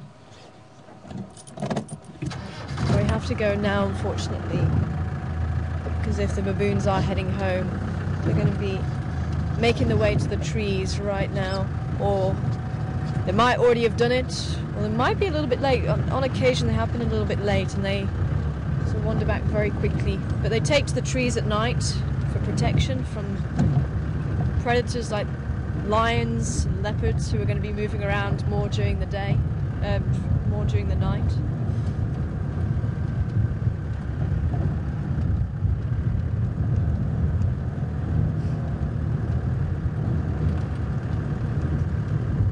Hi, Joanne. Good afternoon to you. Wanting to know how old the elephant bull was. I wasn't paying too much attention to his face, to be honest. I don't think he was that old. Maybe around 35 or so, give or take a couple of years. But he didn't look like he had very deep indentations on his skull. Did you notice? Sorry? Did he have very deep indentations on his skull, that bull? I didn't notice. Not actually. No, not that I noticed. I don't think he was that old. No, I don't think he was that old either. The older they get, the deeper the indentations get just behind the eye. as the school grows. Good feedback? Great, thank you, man. Just an update for the Madash that were on Orient Down. They fairly close to One Eye Pan in Lilla, Triplin South, Triplin North, sorry. And they're heading in a northerly direction, so the guys just want to let you guys know that they'll be crossing until you're on down, probably in the next 10 or so. Okay, copy, thanks, then yeah, we'll not far from there. Okay, copy that. Yeah, they said they're probably still about 5 or 10 out, but they are moving in that general direction. Okay. Okay, excellent, man. Thanks, yeah, we'll keep driving. Graham, come in. Yeah, Explorer. Sorry, Graham, I'm not familiar with the One Eye Pan. Whereabouts is that? Is that close to Triple M? Yeah, if you go... Well, I'm going to hit that way now, so it's probably about a K down from the gate, so yeah, you'll see me on the main road. It's about cross through the gradient. You see them? Alex. About 4 or 5 kilometers down from there.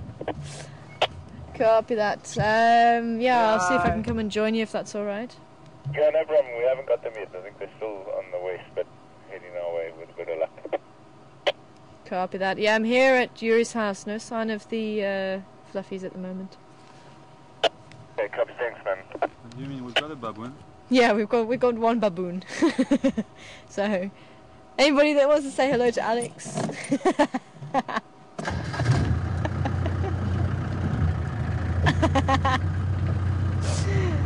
So, no fluffy baboons though.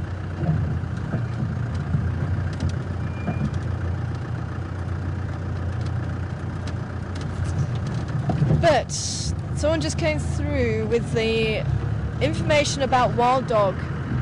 Now apparently they close to One Eye Pan. I've not heard of that one before, but apparently it's over the other side, so west of our western boundary. But they're saying that the dogs are on the way this side, possibly. So I think let's make our way that side, because if we hit it lucky, we might just see some wild dog. It is in a bad signal area, but maybe the signal will hold. We've got a lot of cloud, and when there's a lot of cloud, we seem to have better signal in these areas. But once we're stationary, we tend to get signal. It's just when we're driving. They say they might be on the way here, so maybe let's give it a go. I was hoping we're going to catch up with the baboons, but they're hiding. Let's see, maybe we'll have some luck with the wild dog. Who knows? Sorry, Mark, there was a question coming through apparently.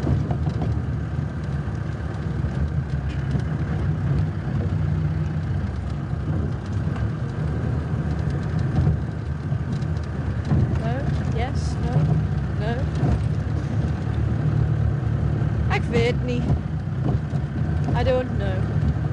Actually, that helped me out a lot, that phrase. If you want to know an Afrikaans phrase, that's the one to know. Ek weet nie. I don't know. Got me out of a lot of trouble. And actually, for actual fact, I had an Afrikaans boss at my old place. And the fact that I actually used Afrikaans, I think just... whatever it was he was going to ask me, he totally forgot about it because he was so amazed that I was speaking Afrikaans. Unfortunately, I do butcher the language. I'm very sorry. I do try though. I do try.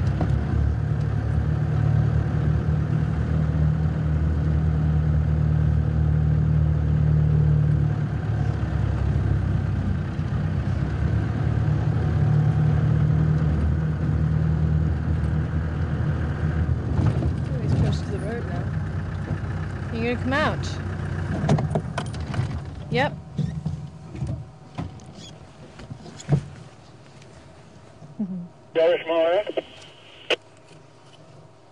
Standing by? Okay, yeah, no, just One Eye Pan would be, you know, where you go in pile of planes and then you pop out on the main road by that transformer. I think it will be the first road south of that on the right. Copy that, thank you. Yeah, I'll take Impala planes then, thank you.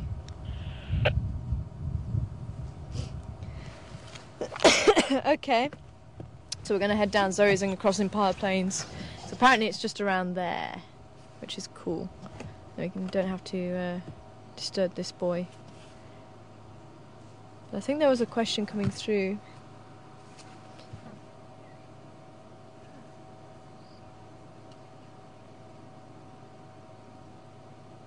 Maybe I was mistaken.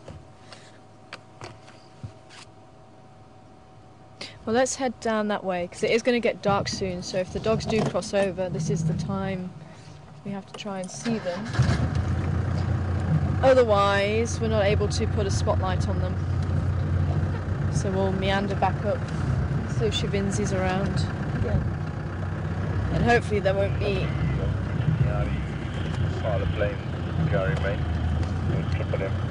any more vehicles that side.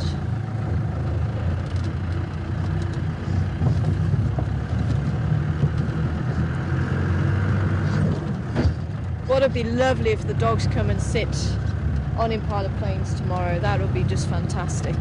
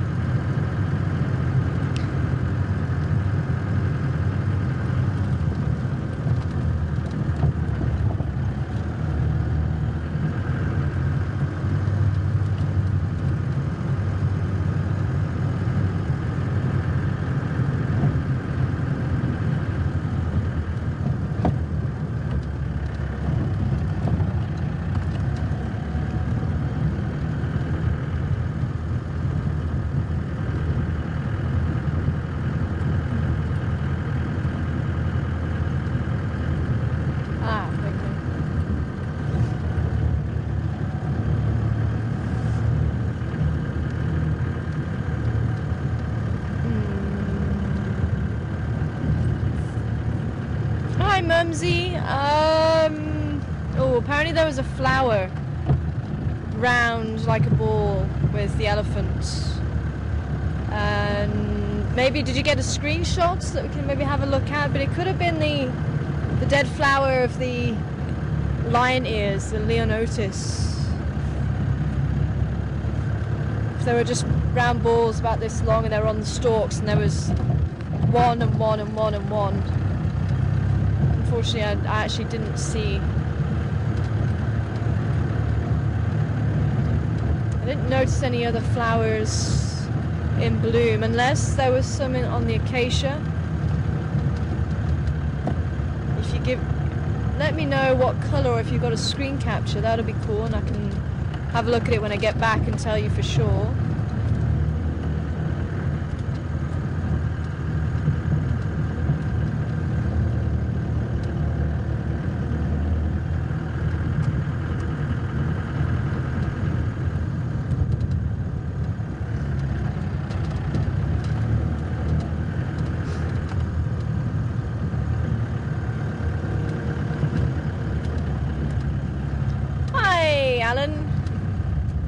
Good to hear from you. And Alan. Yes, you were watching the trunk of the elephant and gently wrapping his trunk around, and almost like he was flattening the thorns and pulling them up. And is that true? And we've actually seen them do it a few times, and it does seem to be that's what they do to try and avoid the acacia thorns. If the thorns will actually fold along the branch, and they actually stroke the branch. And I think that is actually what they're doing, Alan. We have noticed a few individuals doing that.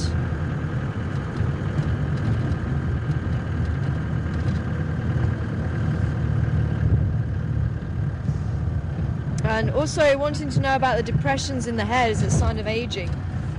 I've been trying to find out exactly what they are, because they do get deeper as they get older, and I think it's something to do with the actual part of the skull at the back, just increasing at the back. So if you look at a baby elephant, you don't really get these deep indentations behind the eye, but they do develop as they get older. And if you see a very old, hello zebra, you see a very old, just say hello, a quick hello to the zebra. If you do see a very old elephant, you see these deep grooves, and that can actually help to age an elephant. And you can kind of try and go through the size and the tusks and things like that, but they are so varied and dependent on genetics as well that it's not always the best way to really age an elephant with those. It can kind of maybe help you, kind of put you in the right bracket, but then there can be a 20-year-old with very thick, long tusks, and there can be a 20-year-old with very thin, short tusks.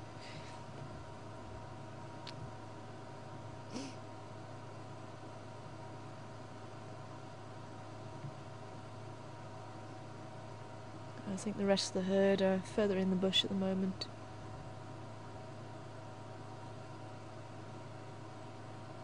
Getting mobile after Boozer. Apparently there might be some buffalo here on Impala Plains as well, which we can have a look at. It is Klambit Nyari on Impala Plains. Ah, there we go, yeah. Triple M, moving west. Oh. Okay, well let's go and catch up with them. Apparently it's a big herd. Okay, stoppage, yeah. Then go straight to the gate. The guy from the west, they have my dad, yeah, they said they were aiming to pop one up and maybe somewhere there's not really by here. Yeah, they already there. Okay, is that you on the main road there? Little far away to the Catland.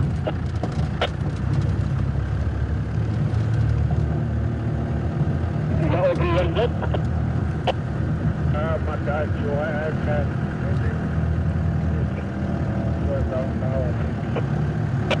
Apparently the dogs are still on the move, heading east towards Triple M, which is our western boundary.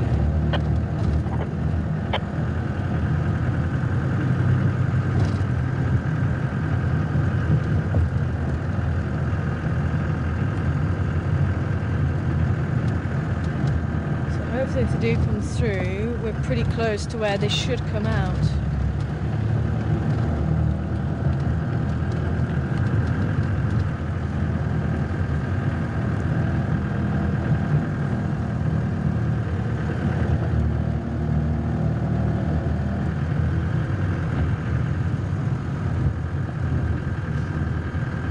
Hi Deb, over there in Las Vegas. Good afternoon to you. Wanting to know, can leopards swim?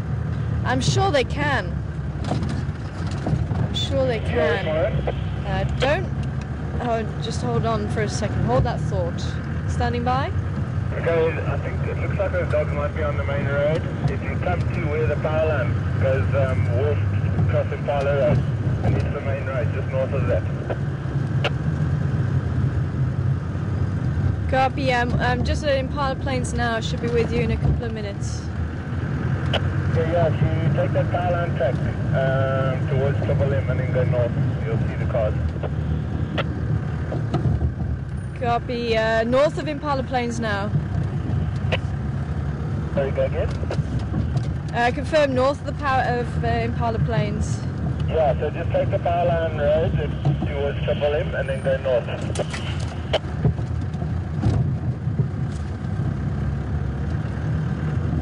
Copy that, thank you. Is there space for us?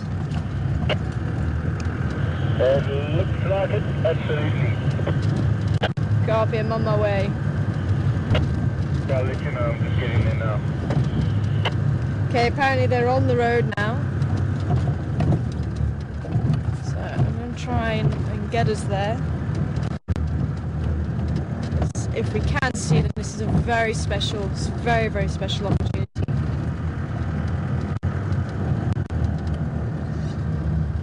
So we might just lose you with breakup and picture, but do stay with us and hopefully we will have picture and audio.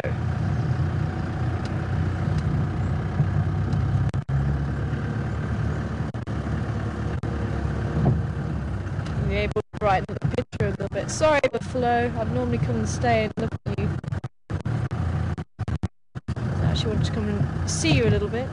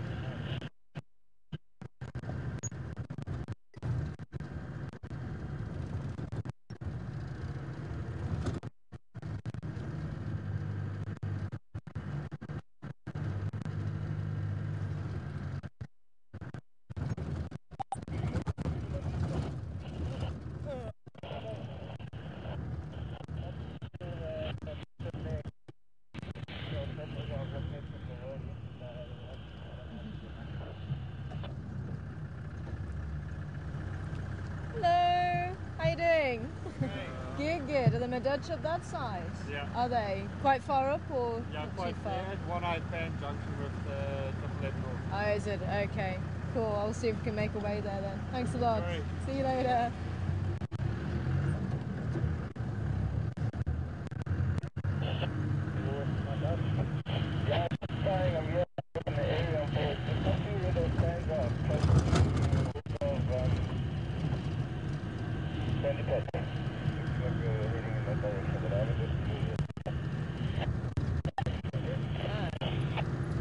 So it would have been quicker for us to go for your teller access then.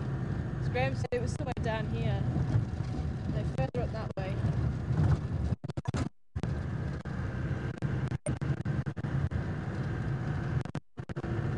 Yeah, I think the overnight pan was somewhere up there.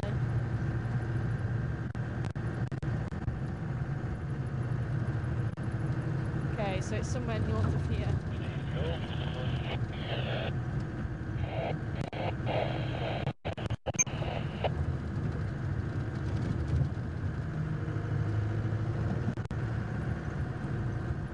there's power line, so it's somewhere up here.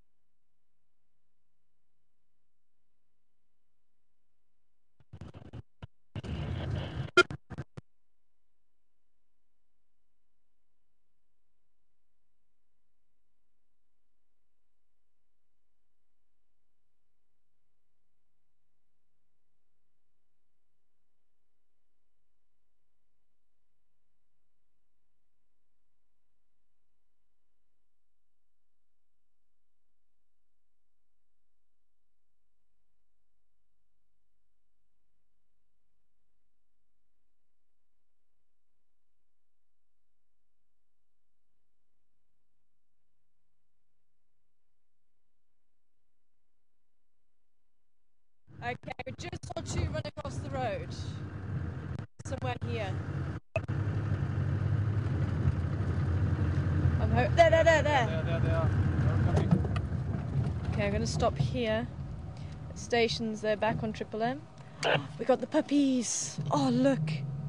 Please tell me we're live, Mark. Awesome, awesome, awesome. There's another one to our right. Oh, look at this, guys. Wow. There's another one coming down to our right. Bright as much as you can. And there's another one. Graham, I've got them on Triple M.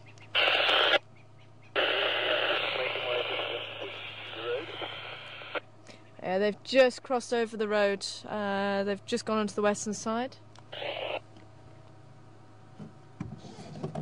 Just going to pull forward. Maybe they're still here, but they might have been out scouting. They tend to hunt during the day. Oh, dog tracks! Oh wow. I think it's actually been about a year since we've seen wild dog. I was hoping there was going to be some more. There, coming out onto the termite mound. You see them through there, coming back out onto the road.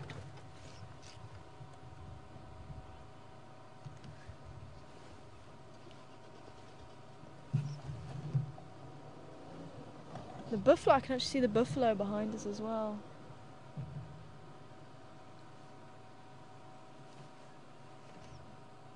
There's one coming out in front of us. Oh, little one, you nearly slipped.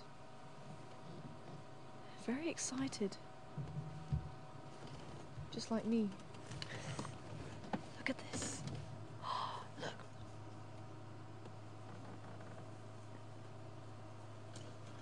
Wow.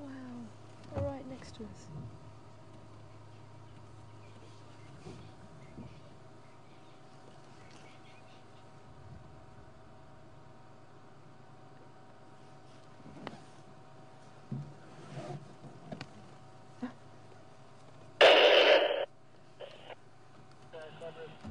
They've got the sights on the buffalo, I think.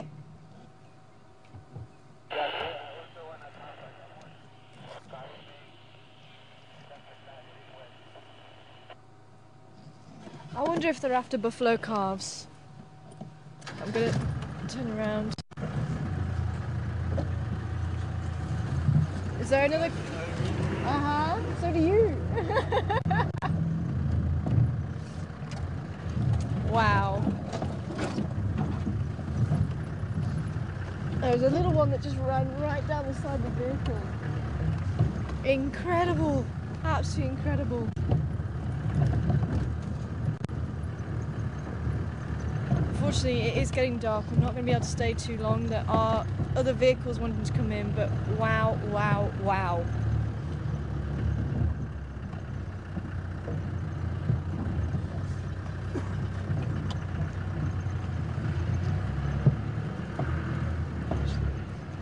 Through there.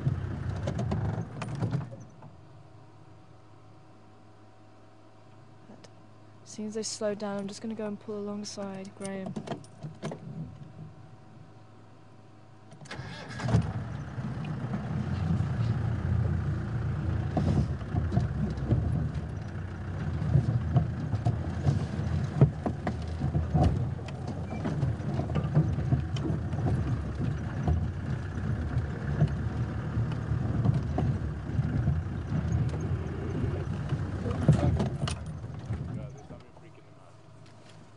Sure. It might be a leopard here. It could be. It's alright, dog. Yeah. There's definitely another predator here. I wonder if there's any lions around then. It's something they didn't like. As they were getting down the road, I wonder if there's lions following those bucks.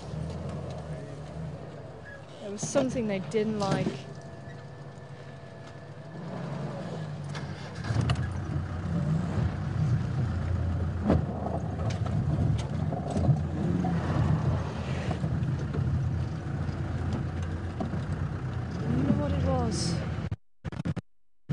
Because it looked like they were actually heading right to the buffalo and they stopped just where Graham, just basically beyond that little ridge. They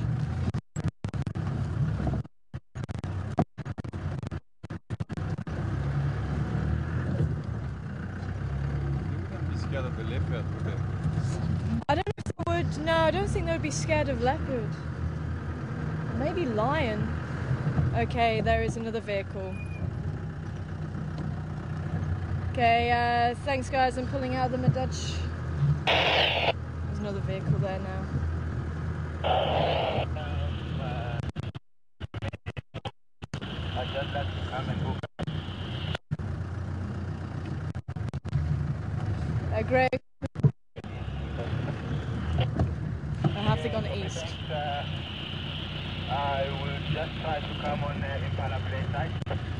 Oh, okay, he's not gonna go.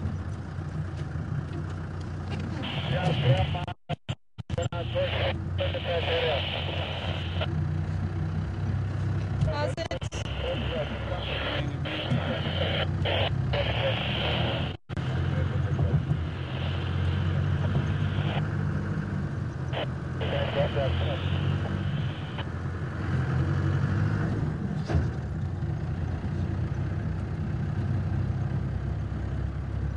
Okay, well it is getting dark as well.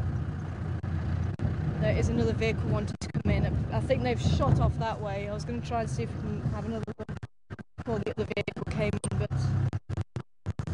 I think it is getting dark by the time we catch up with them again.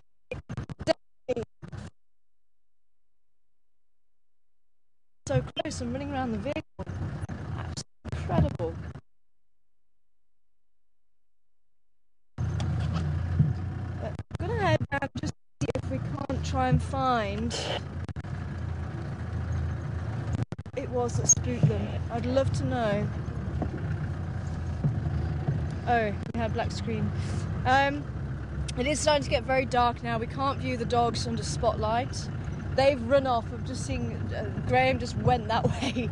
There's another vehicle wanting to go and try and view them, so we do have to pull out to try and allow that vehicle to see them before it does get dark.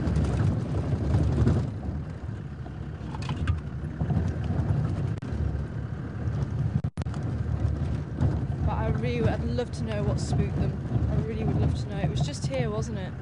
Yeah.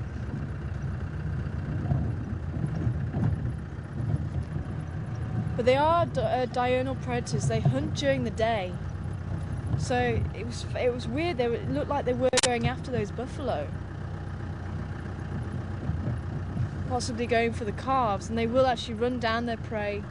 Sometimes they'll go over 5 kilometers. They'll just keep trailing them and trailing them and trailing them. Although most hunts end after about a K or 2 Ks at most. So they usually go up to about a K and a half. Average.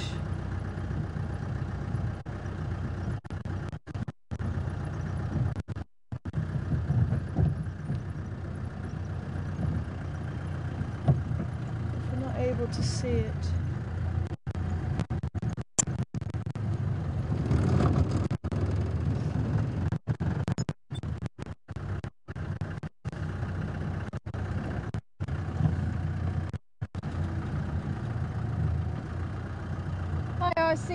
RC saying they wanted me to take a track cast. With all the vehicles up and down the road, I doubt there's going to be one that's possible to use. But I'll keep looking. I'll go this side again.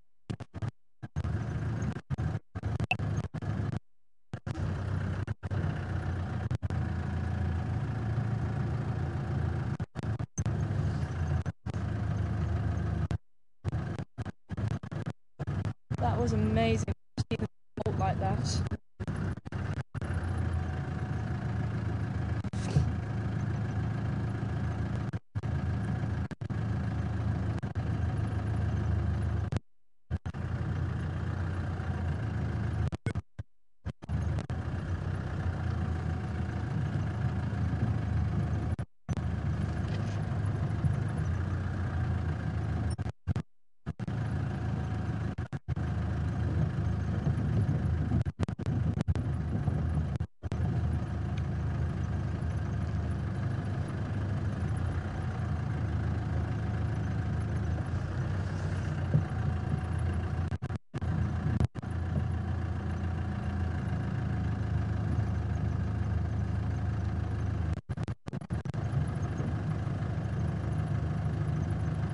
Oh, there.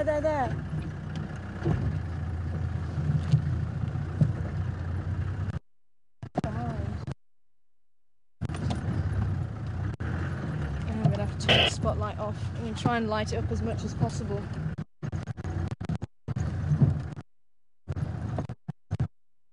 Very sad.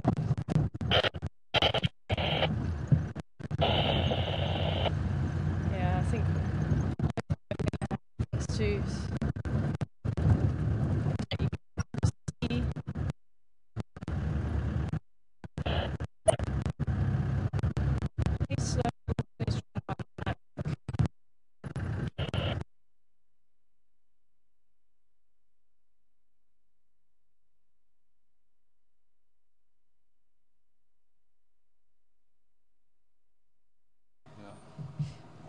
Unfortunately, guys, I'm not going to be able to put any light on the dog.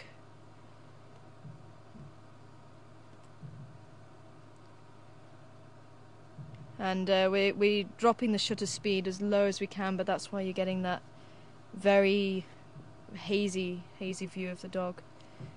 Stations, one more Madutch on Triple M, Fambring North, looks like trying to follow the rest of the pack. Who was that question from about the dogs? Hi, Nicole. Yeah, you might be able to make his tail out. Nicole was wanting to know what's the big deal about the dogs. Are they endangered or something? And they're very low in numbers. I think they've actually dropped dramatically. I'm gonna have to move out the road.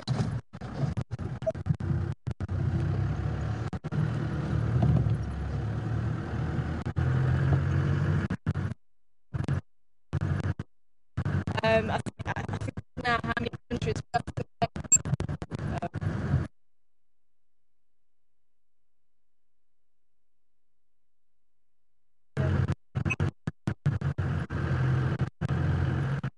Is he around here?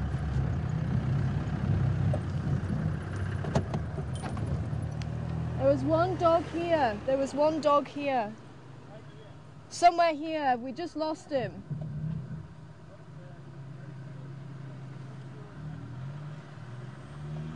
Sorry, Mark, are you back? Okay, cool.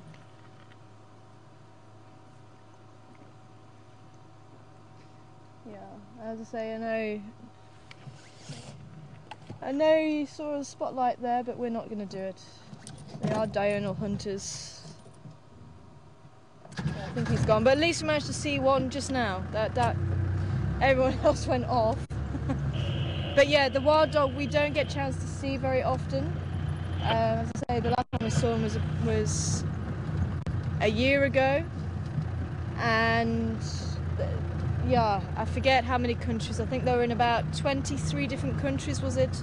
And they've dropped down to about half of that. They're only found in half of those countries now. They went through quite a big population crash.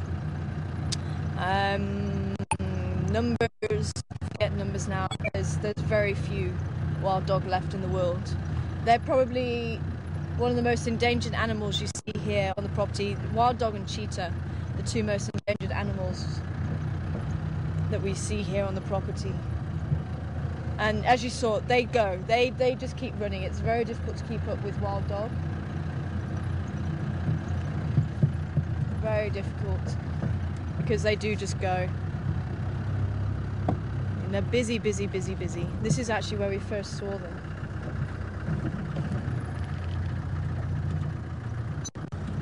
And the dog's trying to get the trail.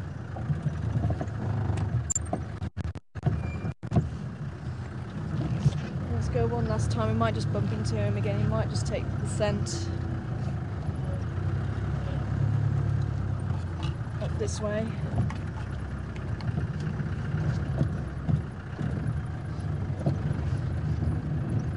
And it's always exciting, and there's the last couple of times that they've been on the property, we haven't been able to view them. The fact that we were just here, just in the right place at the right time.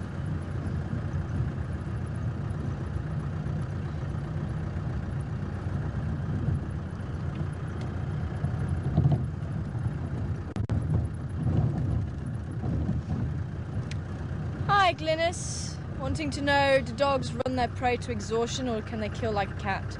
No, it's run to exhaustion. And once the animal's tired, they can actually start grabbing hold of it. They'll grab hold of the tail, they'll grab hold of the nose. And it takes very few minutes.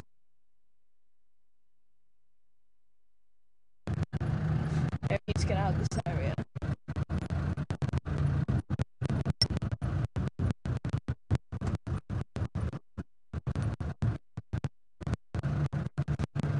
No people in the inverter, which is good. But yes,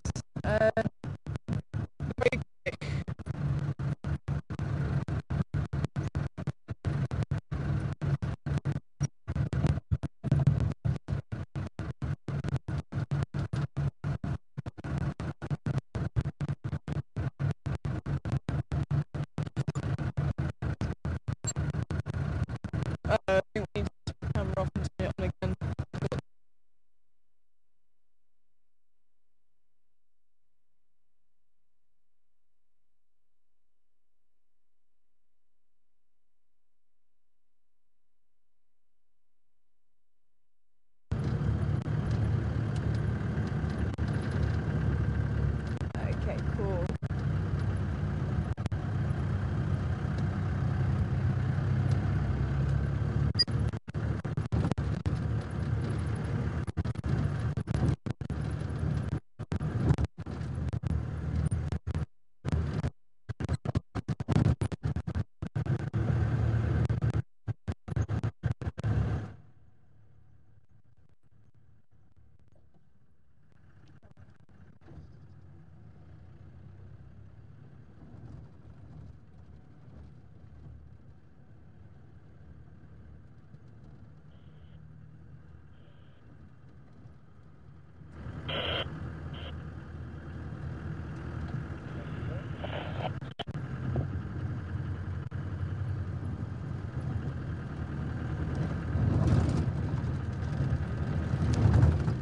And they actually do, the fact that the dogs work together, you actually have the dogs not running in relays as such, they'll run as a pack, and the front dog will stay on the tail of the animal and they'll just keep going with them.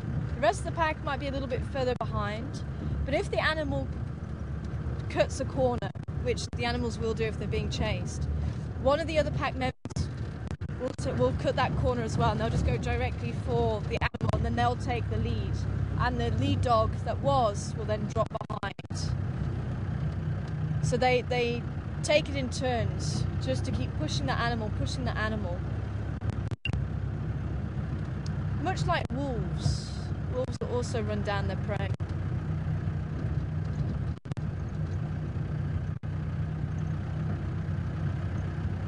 I can hear bats. Maybe I've just got tinnitus.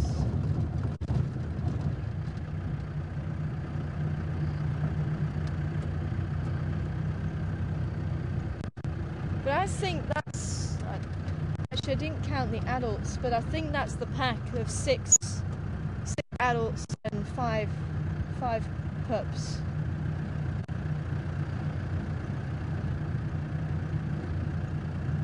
And still no sign of whatever it was that scared them.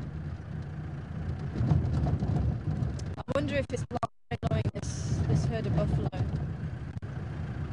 It's still very interesting because the dogs were seen around big herd of buffalo, possibly the same one, around Treehouse Dam yesterday.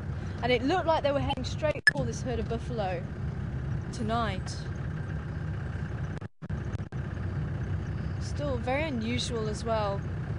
They do go out at dusk to go and hunt, and in some areas where they're very successful, I mean they're one of the most successful predators. About 70% of their hunts end in kills. And in some areas they may actually go out for breakfast and dinner. They may have 2 meals a day.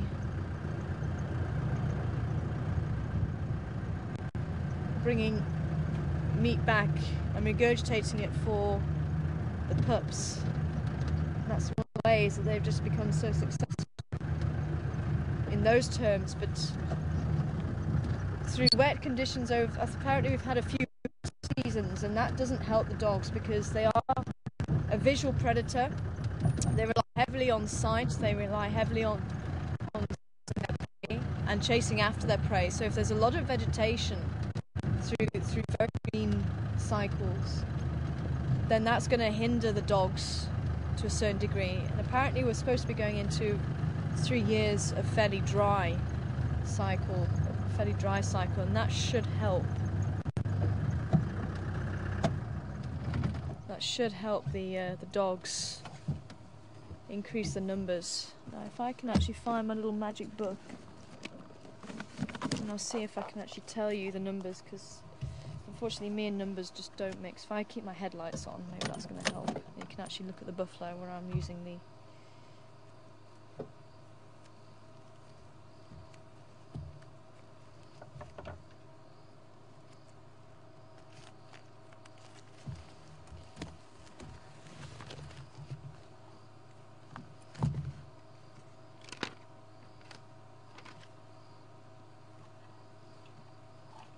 Yeah, used to be 500,000 in 39 countries, and now only about 3,000, maybe 5,500 in about 14 countries. So 39 countries to about 14, maybe 20, but 500,000 right down to about 3,000 left in the wild. 3,000 to 5,000. Huge drop, and the problem being they were shot a lot by farmers because it was believed that they took the livestock, and it's believed that they're vermin. Also, canine distemper, virus, rabies, it's also impacted a lot on their numbers. I think here in the park, there's about 400, or that could be the cheetah. I forget now. I need to try and remember these numbers. But yes, I say I'm usually a cat person, but the dogs are just so beautiful. And because you don't see them very often, it's so exciting when you do, and to actually see their behaviour. It's very intricate, just like we've been learning with the hyenas and the elephants. You know, there's such... Because they live in families and they've got very strong family bonds, they're actually very different to other predators in that they don't assert dominance. They actually work on a submissive form of behaviour. And they'll even take care of the injured and the old, in that, you know, if they beg for food, it'll be given to them by stronger dogs. And there really is this family bond between them. And they're one of the few animals where the females will often disperse from the natal group. So the females will usually leave the pack, leaving the males behind, and those males will help to rear the pups of the next generation. You'll have a female and male who are a dominant pair, and they will generally have the pups. Maybe occasionally, if there's a few females that stay behind, they might also have pups. But generally it's the alpha male and female, and it depends on the individual. You might get female being more dominant than the male in one pack, and maybe the male being more dominant than the female in another pack. But wild dogs have definitely held a fascination for researchers because of their very unusual family life. And I'm so excited that we actually managed to get to see them. And I was hoping whatever it was that scared them, because I don't know if you heard me, because obviously we had signal breakups there, but they actually stopped.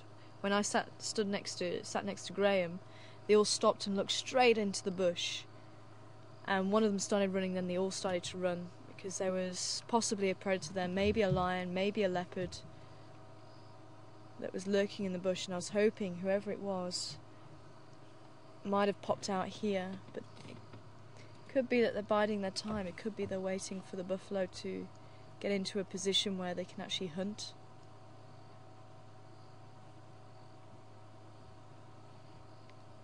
Quite interesting.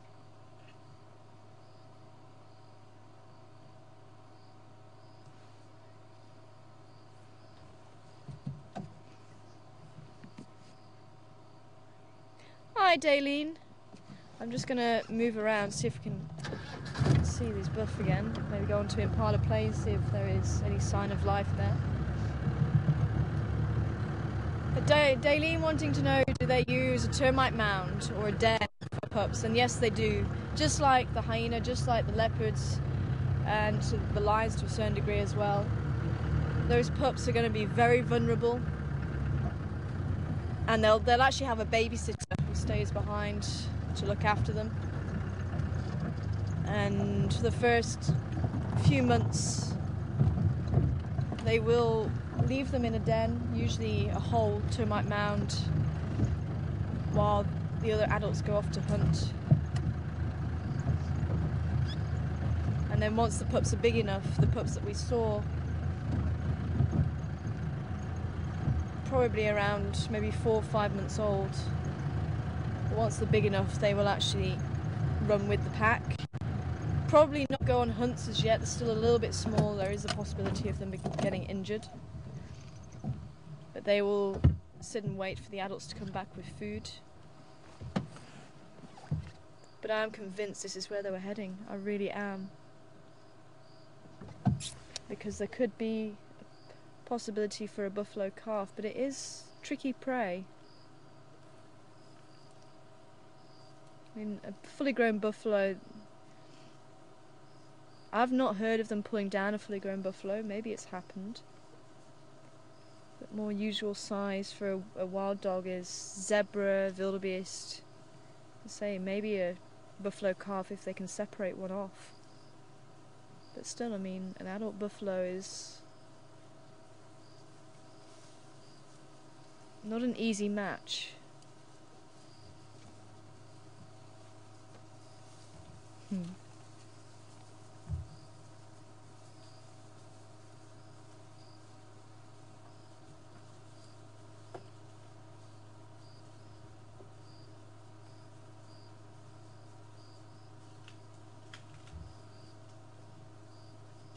Here come the boys.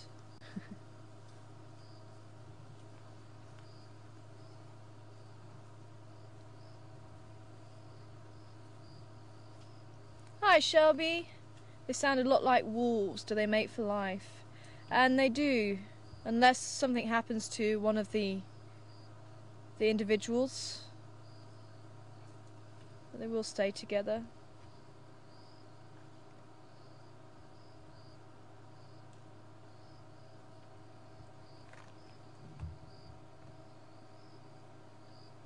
They're known by a number of names: the African wild dog, the African hunting dog, the painted dog, the painted wolf. It goes by many, many different names.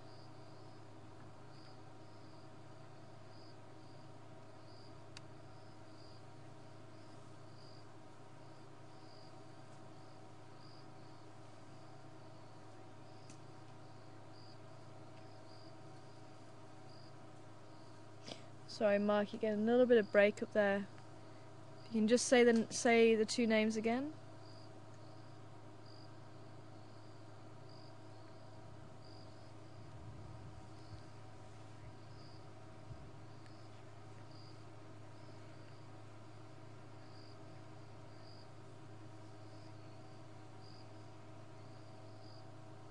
Mabeto, is that Mabeto? I think.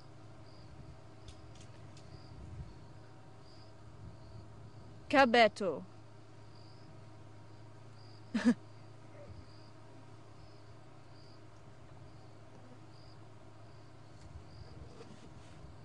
Yeah, I'm getting a lot of static in my ear. I'm trying to understand the word that Mark's sending through. Seems to think it's possibly Portuguese for the African wild dog, and that comes in from Antonio. Thanks, Antonio.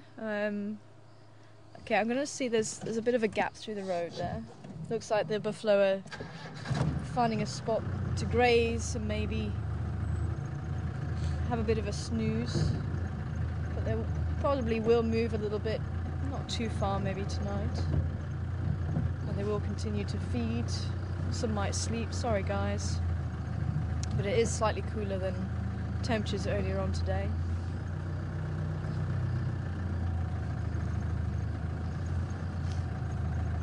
Wow, getting the full fragrance. Think of a cowshed, that's exactly what I'm smelling right now. Oh, thanks, mister.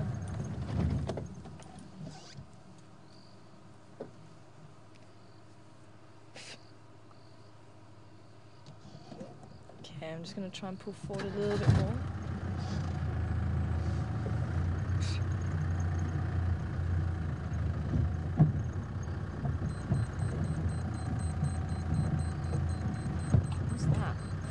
Oh, not the inverter.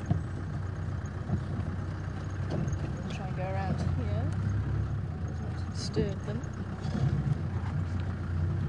No sign of the cat. I think that one might have to just remain a mystery, unfortunately. Zebra coming out here as well.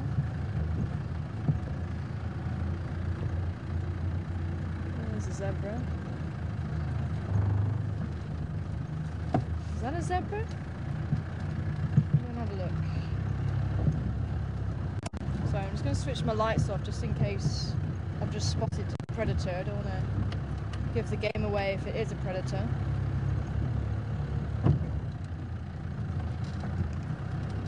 I know it is a zebra. Ha! Okay. Zebra looking like a cat. Unfortunately, time is up. But definitely exciting way to end the day. And definitely having a chance to see the dogs, even though it was very quick. I was actually not expecting to see them. By what Graham was saying, it sounded like they'd already gone. That's why I was so... I could not believe that they just popped out where they did. Absolutely amazing. But maybe they'll stick around. Maybe they'll come back. Apparently they went east. So maybe there'll be another chance to see them tomorrow. I really hope so. And maybe spend a bit of time with them if they are.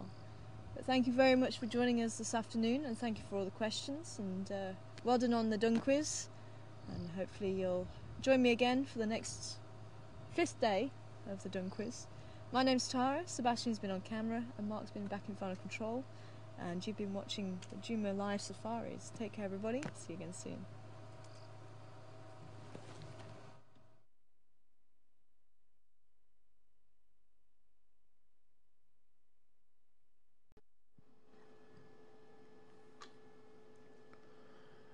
Hello everybody. Trying to catch up with a few things in chat. Well, that was really fantastic, even if we only got glimpses. No, not today, Roy. Tomorrow, I think. Still an amazing thing to see those dogs. I knew that we'd get to see them soon enough, because we've had glimpses, or rather the other guys have had glimpses of them on our boundaries, and it was only a matter of time until they came in. Just the manner that they work, it was only a matter of time until they started running across Western Gowrie to explore a little bit more. So hopefully they might be around sometime tomorrow and the next day, and maybe we'll get to see them. I can only hope in the next few days. So keep watching. Thank you for your attendance, or your participation today. Lots of questions came in, lots of questions we didn't manage to get to, and hopefully we'll get to them tomorrow or the next day. But we'll see you tomorrow morning at about 6:30 Central African time. No, 6. What am I saying? We start at 6 these days. And hopefully a nice sunrise. Bit of cloud that came in tonight, so I don't know what the weather's doing. We'll have to wait and see what happens when daylight comes up tomorrow. Take care and be safe, and we'll see you tomorrow. Bye everyone.